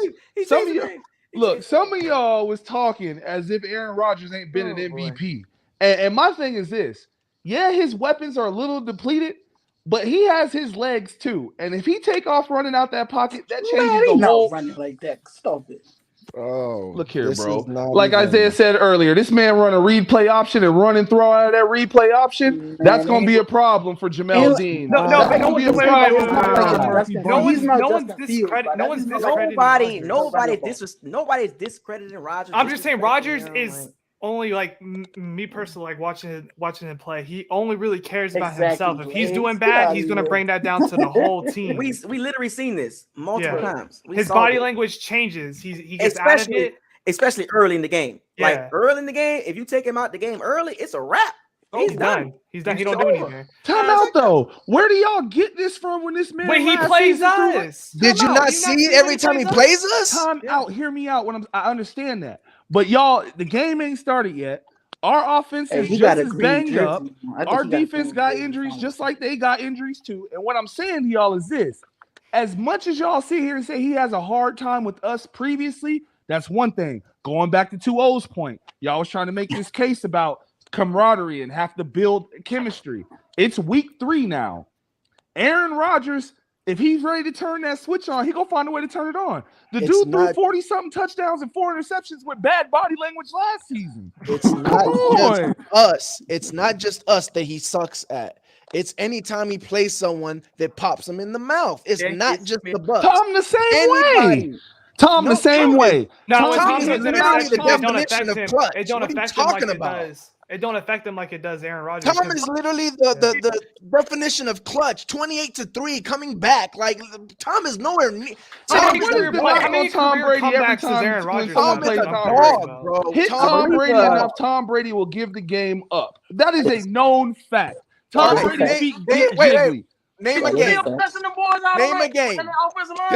There's only one game you can name. Name the game. Y'all better get this shit right. No. Y'all better get this. You know what I'm saying? He was like, exactly my point. And we Aaron only just sits scored on the 19 points. Aaron just sits on the bench and does nothing. When his team's doing bad, he just sits on the bench. He don't care. You don't try to fire anyone up. Buck nasty. Not only does he we got the dub. You're right, Buck. You're right, Buck Nasty. We got the dub. Aaron Rodgers is not a great leader on the field. No, he's not. He's not a great leader at all. He's the team, because as a quarterback, we already know, as a quarterback, you are the guy on the field. You're the CEO on the field, right? Or as a team, you're nominated as the captain of the team. Like for most teams in the NFL, the quarterback has a C on his jersey because that's how they've been bred and raised. So when you look at Aaron Rodgers, the team looks at the quarterback and say, all right, well, you lead us to where we're trying to go to. So when Aaron Rodgers have a bad game, and we saw this multiple times, not just the Bucs. It's not just the Bucs. When he checks out, the team checks out. They're like, well, he ain't playing. I'm not going to play. He just doesn't do bro. He just does. I mean, they lost in the playoffs against the 49ers, who won because of a special team blocking the punt. And I'm not saying Aaron Rodgers is going to come out and like throw like all these picks and stuff, but Right. our defense has been getting takeaways. We Right. can't even Not only deny that, that. number one in the NFL. Number one in NFL in takeaways. Number one. So It's only week 2 though. I get that. I get that, but still. It's not gonna matter. It's Yeah. not gonna matter. What are we doing? Our defense is playing. It's not just it's a week. Our defense is like that. Y'all got to understand. Our defense, our secondary is like that right now. Like literally, we got know that. like our safeties, our corners, like we're like that, bro. Like you're not So gonna if it's go on us like wait, that. wait. So you saying it's only week 2? You saying our defense gonna get worse?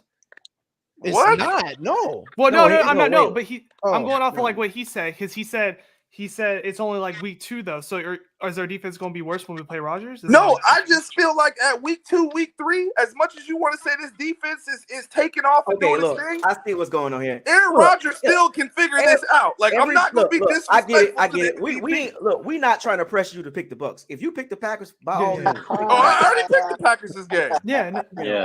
I'm not, and that's cool. You entitled to that. That's cool. Everybody, whether we agree or disagree, right? It's just that's football talk. We can't agree on everything. So I'm not gonna press you because you're not picking the Bucs. Yeah. So yeah, I mean, it all makes sense. Last week Isaiah picked the Saints. I picked the Saints. I picked the Bucs. I mean, hey, by the way, speaking of, you watched nobody's last perfect. video, Isaiah, I did say that the Bucs will win by 10 points, and that's exactly what it was. Yeah. Anyways, it's our NFL topic. football, so nobody perfect. Nobody perfect. Anybody can win. I got but stuff wrong. To say if I that really if wanted, Aaron Rodgers is going to do it, or the run game, I really wish the Bucs would win. By all means. Yeah. I just feel like at some point we're gonna lose. Yeah, of course. That's how I feel. Of course. Yeah. Right. I got us going 12. I got us going 12-5, and I got shade for Same that. here. Damn, like because I didn't say 17-0 because I didn't pick us to win every game. Like, oh, mad at me? Like for example, like one of the games I have us losing to is the Ravens. I don't think we won't beat the Ravens. Goodness gracious, man! Like I'm just trying to offer some objectivity here, some logic here. Can't win 17 games straight. Exactly. You know, so some weeks I'm gonna pick against the Bucs. It's okay. It happens. It's parity, right? You know, good God, like it seems like when you don't pick the Bucs, you get a little, Yeah, because they in the chat calling me a Packers fan now. I don't know, man. Hey, man, I see that green under that shirt, man. Oh, man. Okay, well let's get down to the real deal. Now let's go to predictions, right? Final thoughts on the game. Now, when I say final thoughts, you give me your whole summary on how the game's probably gonna go and your opinion on what you think is gonna happen and what you've seen up until week 3, right? So we're gonna start with Grizz Low first. No, wait. No, we're gonna start with you talk about scores, right? Right. We're gonna do predictions. Okay. Like give me your summary and your prediction on the game, the score at the end. So Byron, we're gonna start with you first, since you picked the Packers to win. 27-24 Packers field goal. Ooh. Oh.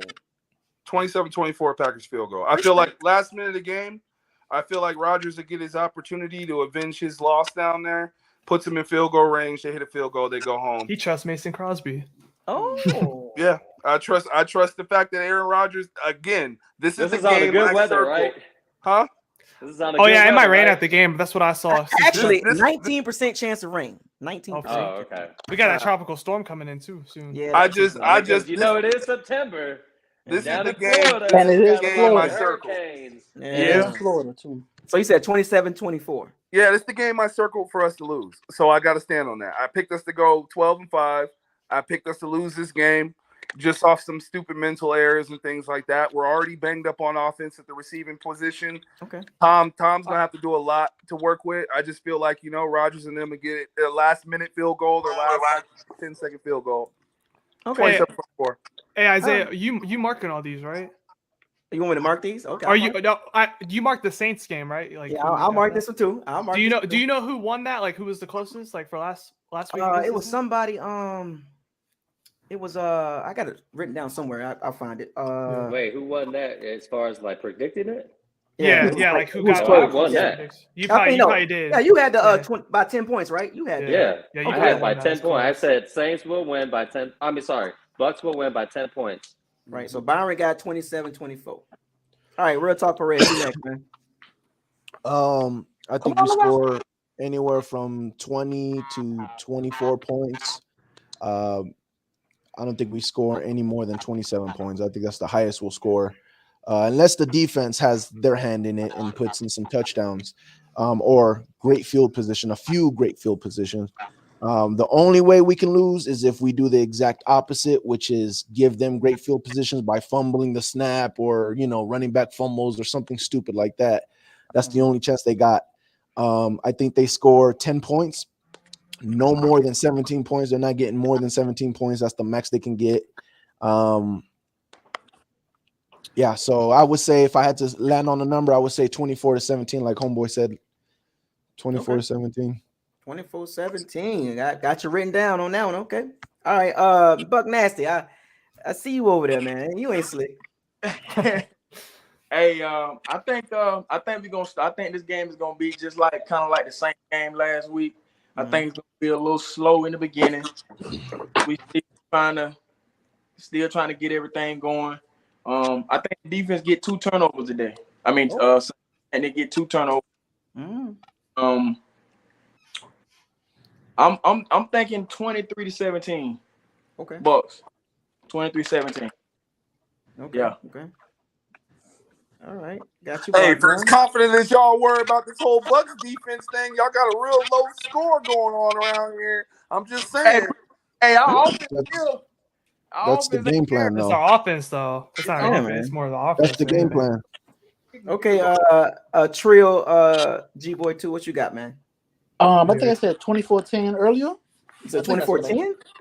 Yeah, I think that's what I said earlier. Dang. Oh Lord. Okay. Points. Yeah, Man. man. Disrespect. I think that's what I think they'll get 10 points. I think we key in on the run game. We can key in enough, and I think from these first 2 games, I think our secondary can hold it on against that group of wide receivers. Is what I'm saying. You feel what I'm saying? And I think we pull it out. Oh, okay. Grizzlo, you up next? What's my score prediction? I'm gonna say 26 to. Well, all right. This might be controversial. I'm gonna say 26-14. Packers. Yeah. No, Bucs.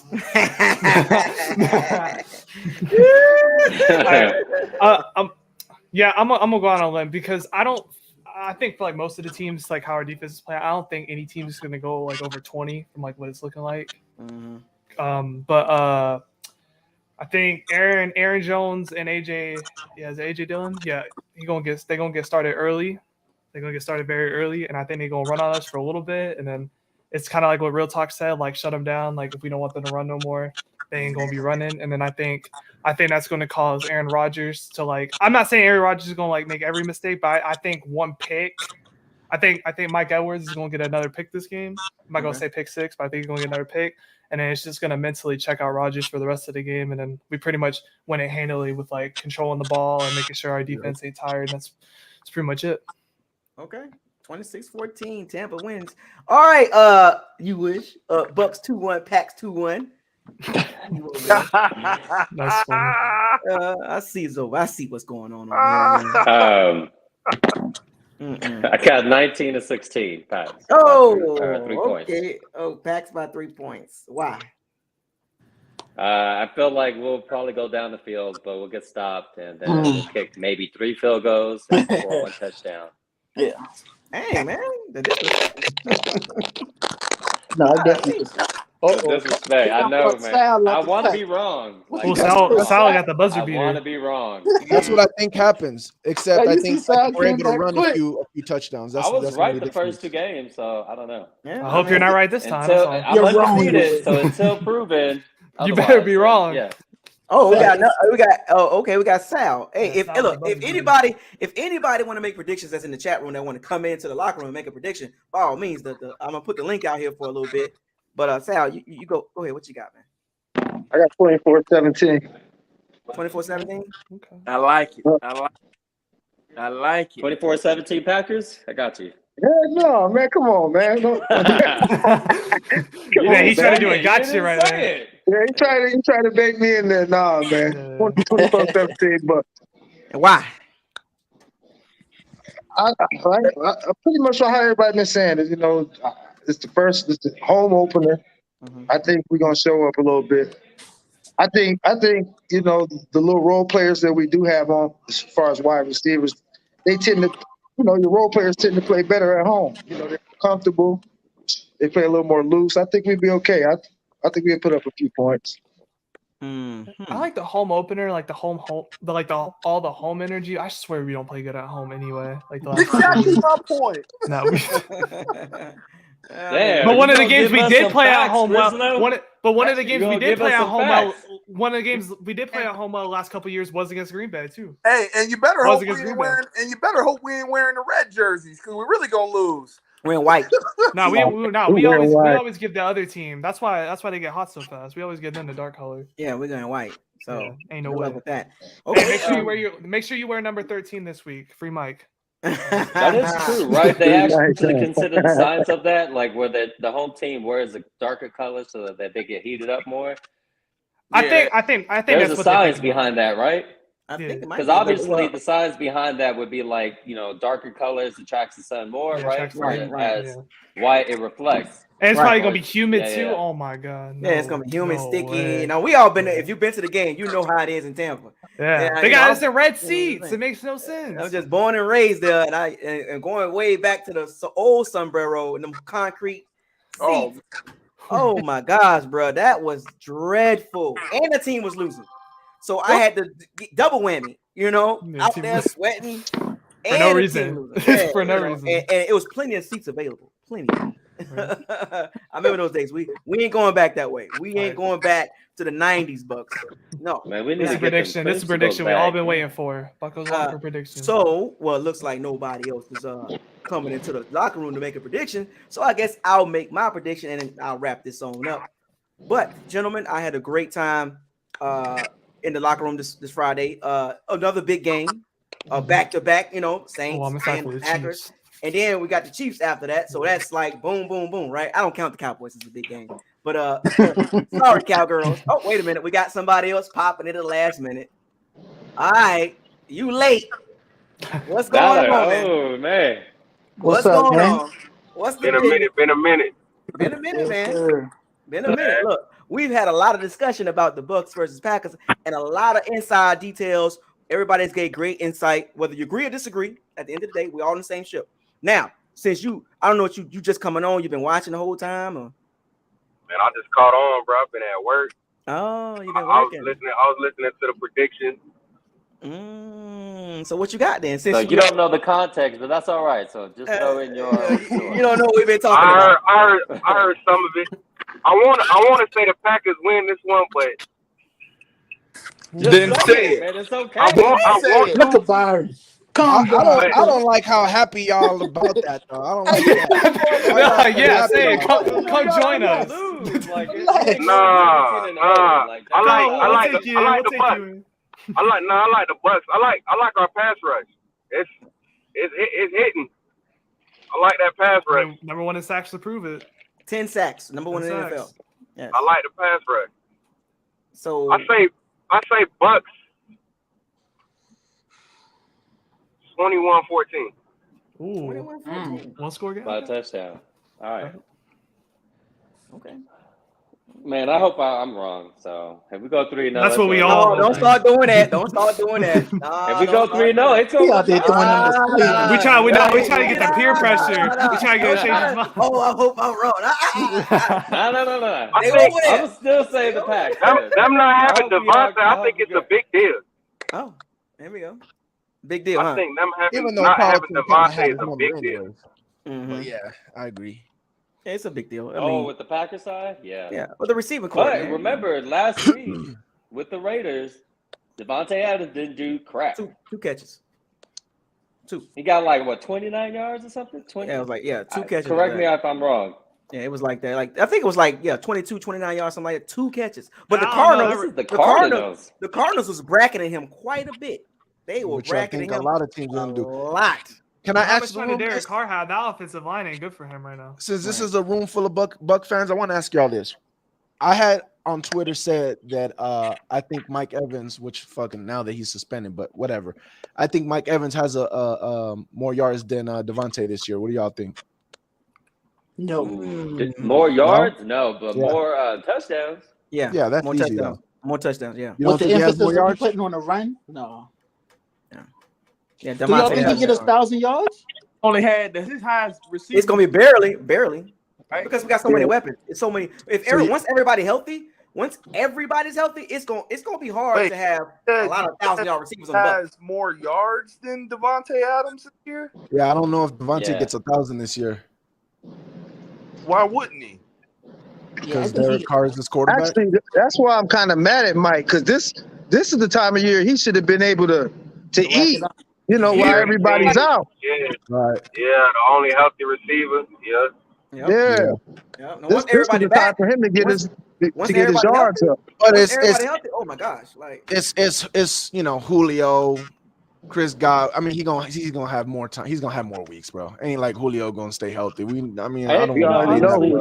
Let's not push these players to have to play. Like That's how I feel about it. Yeah, that's how I feel about it more even than if he anything. didn't I didn't want him to play this game anyway because he had that lingering calf. Exactly. I wanted him to rest. That's what I wanted. Exactly. When they sat out Julio last week, I was like, that's fine. Just let him sit out. Wait till Let we him heal get that healthy. bruise. Wait till we get healthy. Oh my gosh.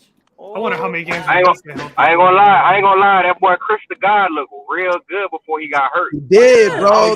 Oh my God, he did. He looks like he had the juice still. Explosive. Let's be real. He the best receiver on this team. He is. I was a little nervous. Look at Byron.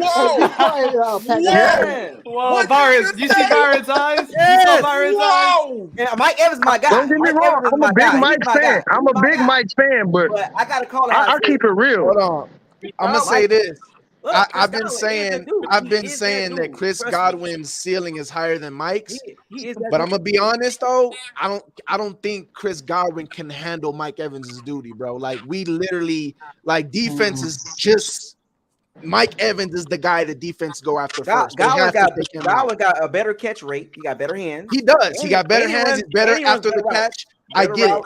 I get. He definitely is a better overall wide receiver, which is why I feel like his ceiling could be higher than Mike Evans. But I can't say that because Mike Evans different skill sets.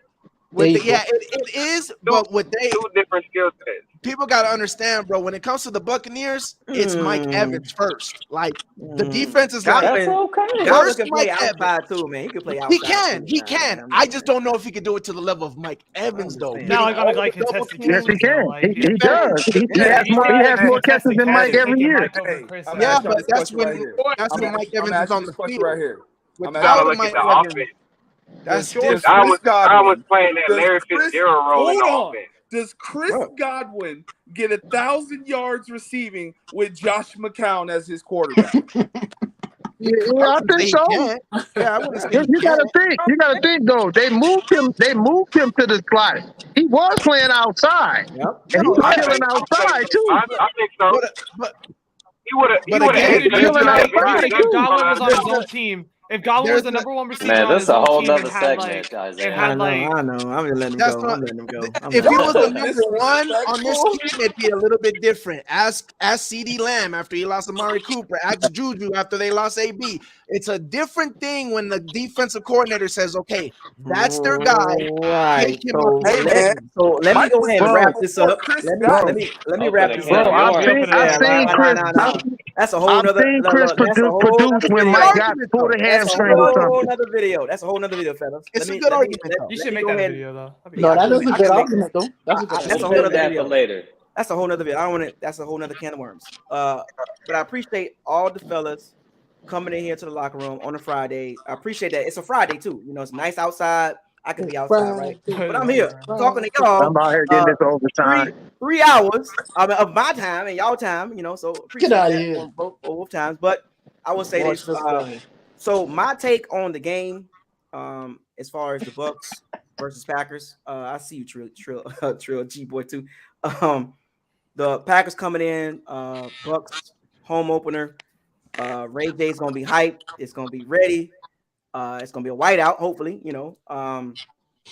But as far as the game and details, I think the Bucs defense will lead the charge. We're going to frustrate Aaron Rodgers early and often. The blitzing going to be mixed. It's not going to be heavy blitz early, like kind of like similar. Like we got to be patient with the blitzing. Todd Bowles going to design a plan to scheme his blitzes on certain situations, especially third and longs. The blitzing of Devin White and Levante David, specifically Devin White, will get after Aaron Rodgers, even with his ability to run the ball. Levante David is going to do a really good job on Aaron Jones. Now, as much as praise I gave the Packers run game, but our linebackers is just as good. Yeah, they got Dillon. Yeah, they got Jones, but we got White. I take our linebacker core over there. I'm going with the linebackers on our side to shut down the Packers run game. Now, I watched a lot of tape. Don't get me wrong. The Packers will have some successful runs. By all means, that it happens, right? You know, they're going to run the ball 25 plus times. I'm just going to say that in my opinion. The Packers going to try to establish a run game, but eventually the Bucs will shut that down. And now Aaron Rodgers is going to get frustrated because him throwing the ball to those receiving core, and I think it's one of the weakest in the NFL, in my opinion. You know, like if you look at the record, even with Sammy Watkins, there is no world beaters, and there's no guys that really is threatening you outside of really his trusty old best friend, Randall Cobb, on third downs. And we got Antoine Winfield, man in the middle of the field, and Logan Ryan sitting right there waiting on him. Just like the Saints had Jarvis Landry, thought they was going to make some plays with Jarvis Landry, Winfield Jr., and Logan Ryan was like, no, the same thing going to happen to the Packers. The passing game, when they rely on the passing game, is not going to be successful because our secondary is top 5. Number 1 in sacks, top 5 in pass defense. So everything lines up, and it's wrong for the Packers. They caught us at a time that defensively we're gonna pretty much maintain or shut down. I ain't gonna say totally shut down, but we're gonna bottle everything up the Packers trying to do. And it's gonna get to the point.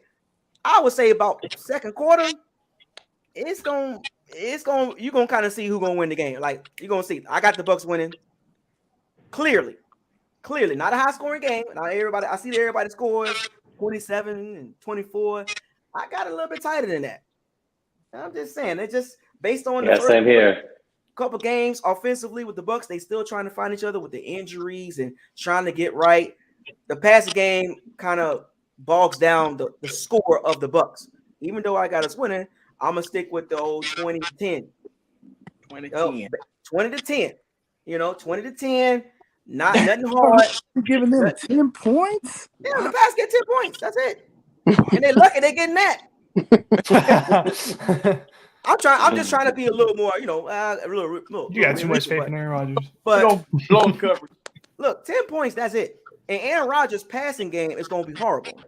Yeah. He's going to be so scared to throw the ball. He got no chemistry. He's going to be throwing a lot of Aaron Rodgers is famous for this. Throwing the ball to the ground, throwing the ball away to avoid interceptions. You know, to protect his stats. He loved doing that. He gonna do that. He gonna do that quite a bit. Trust me. That secondary is deadly. No quarterback right now don't want to play the Bucs secondary. It's too much. It's too much talent. Good luck trying to throw the ball. And then when you can't find nobody, here come Devin White. Why you think the secondary made? It's 2 games to judge. Right. Because, why you think the secondary is so improved? You think they just improved because of Logan Ryan, or it's the pass rush? It's a combination. Well, hold up. That is a huge factor because of Logan Ryan. That allows a combination. Winfield to go to the slot. So right. That's a big deal. It's not just that. They've said it. Logan Ryan has helped the youngsters tremendously on zone coverage. Remember how to break that down. Remember now, so much better in the zone. Todd Bowles got to the Bucs in 19. So Carlton Davis, Jamel Dean, Mike Edwards has been playing in that system for 4 years, and then Winfield is his 3rd year. So these guys got continuity on how to run what Todd Bowles really want to do. Because now you're seeing what Todd Bowles was trying to build toward since 19. Now you get to see the full repertoire of the secondary and how flexible they are, because they can move all around. Because Mike Edwards can slide down to the slot and guard the slot. Winfield Jr. can do it. Logan Ryan can do it. Keanu O'Neal can come in. He can come in and cover a little bit, not too much, but he can cover a little bit. So there's so much flexibility, and this is without Murphy Button. Let's And not that forget was the other thing I was going to say. Nobody- Jamel Dean taking that next step also brought us up, bro, because Jamel Dean what Jamel brings that Murphy didn't is instinct. His instinct is better than Sean Murphy. You can tell that he's a little bit hesitant to go with his instinct. And I His brought jump. this up. I brought this up in the preseason, in training camp, in all season. And when they first brought up the Winfield Jr. playing more slot, and they talked about it, and then they signed Logan Ryan. And as training camp was going on, they were both doing the same thing and learning things. And I was like, are they going to do a lot of flip flopping with Winfield and Logan Ryan? And as you've seen the first two games, no, they have kept Winfield Jr. most of the time. First game of the season, he played all the slot snaps, all of them, and even in the Saints game, all of them. So they're not even they're not even doing that yet. We ain't even seen that part yet. So let's think about that. Last 2 years, that was our weakest position.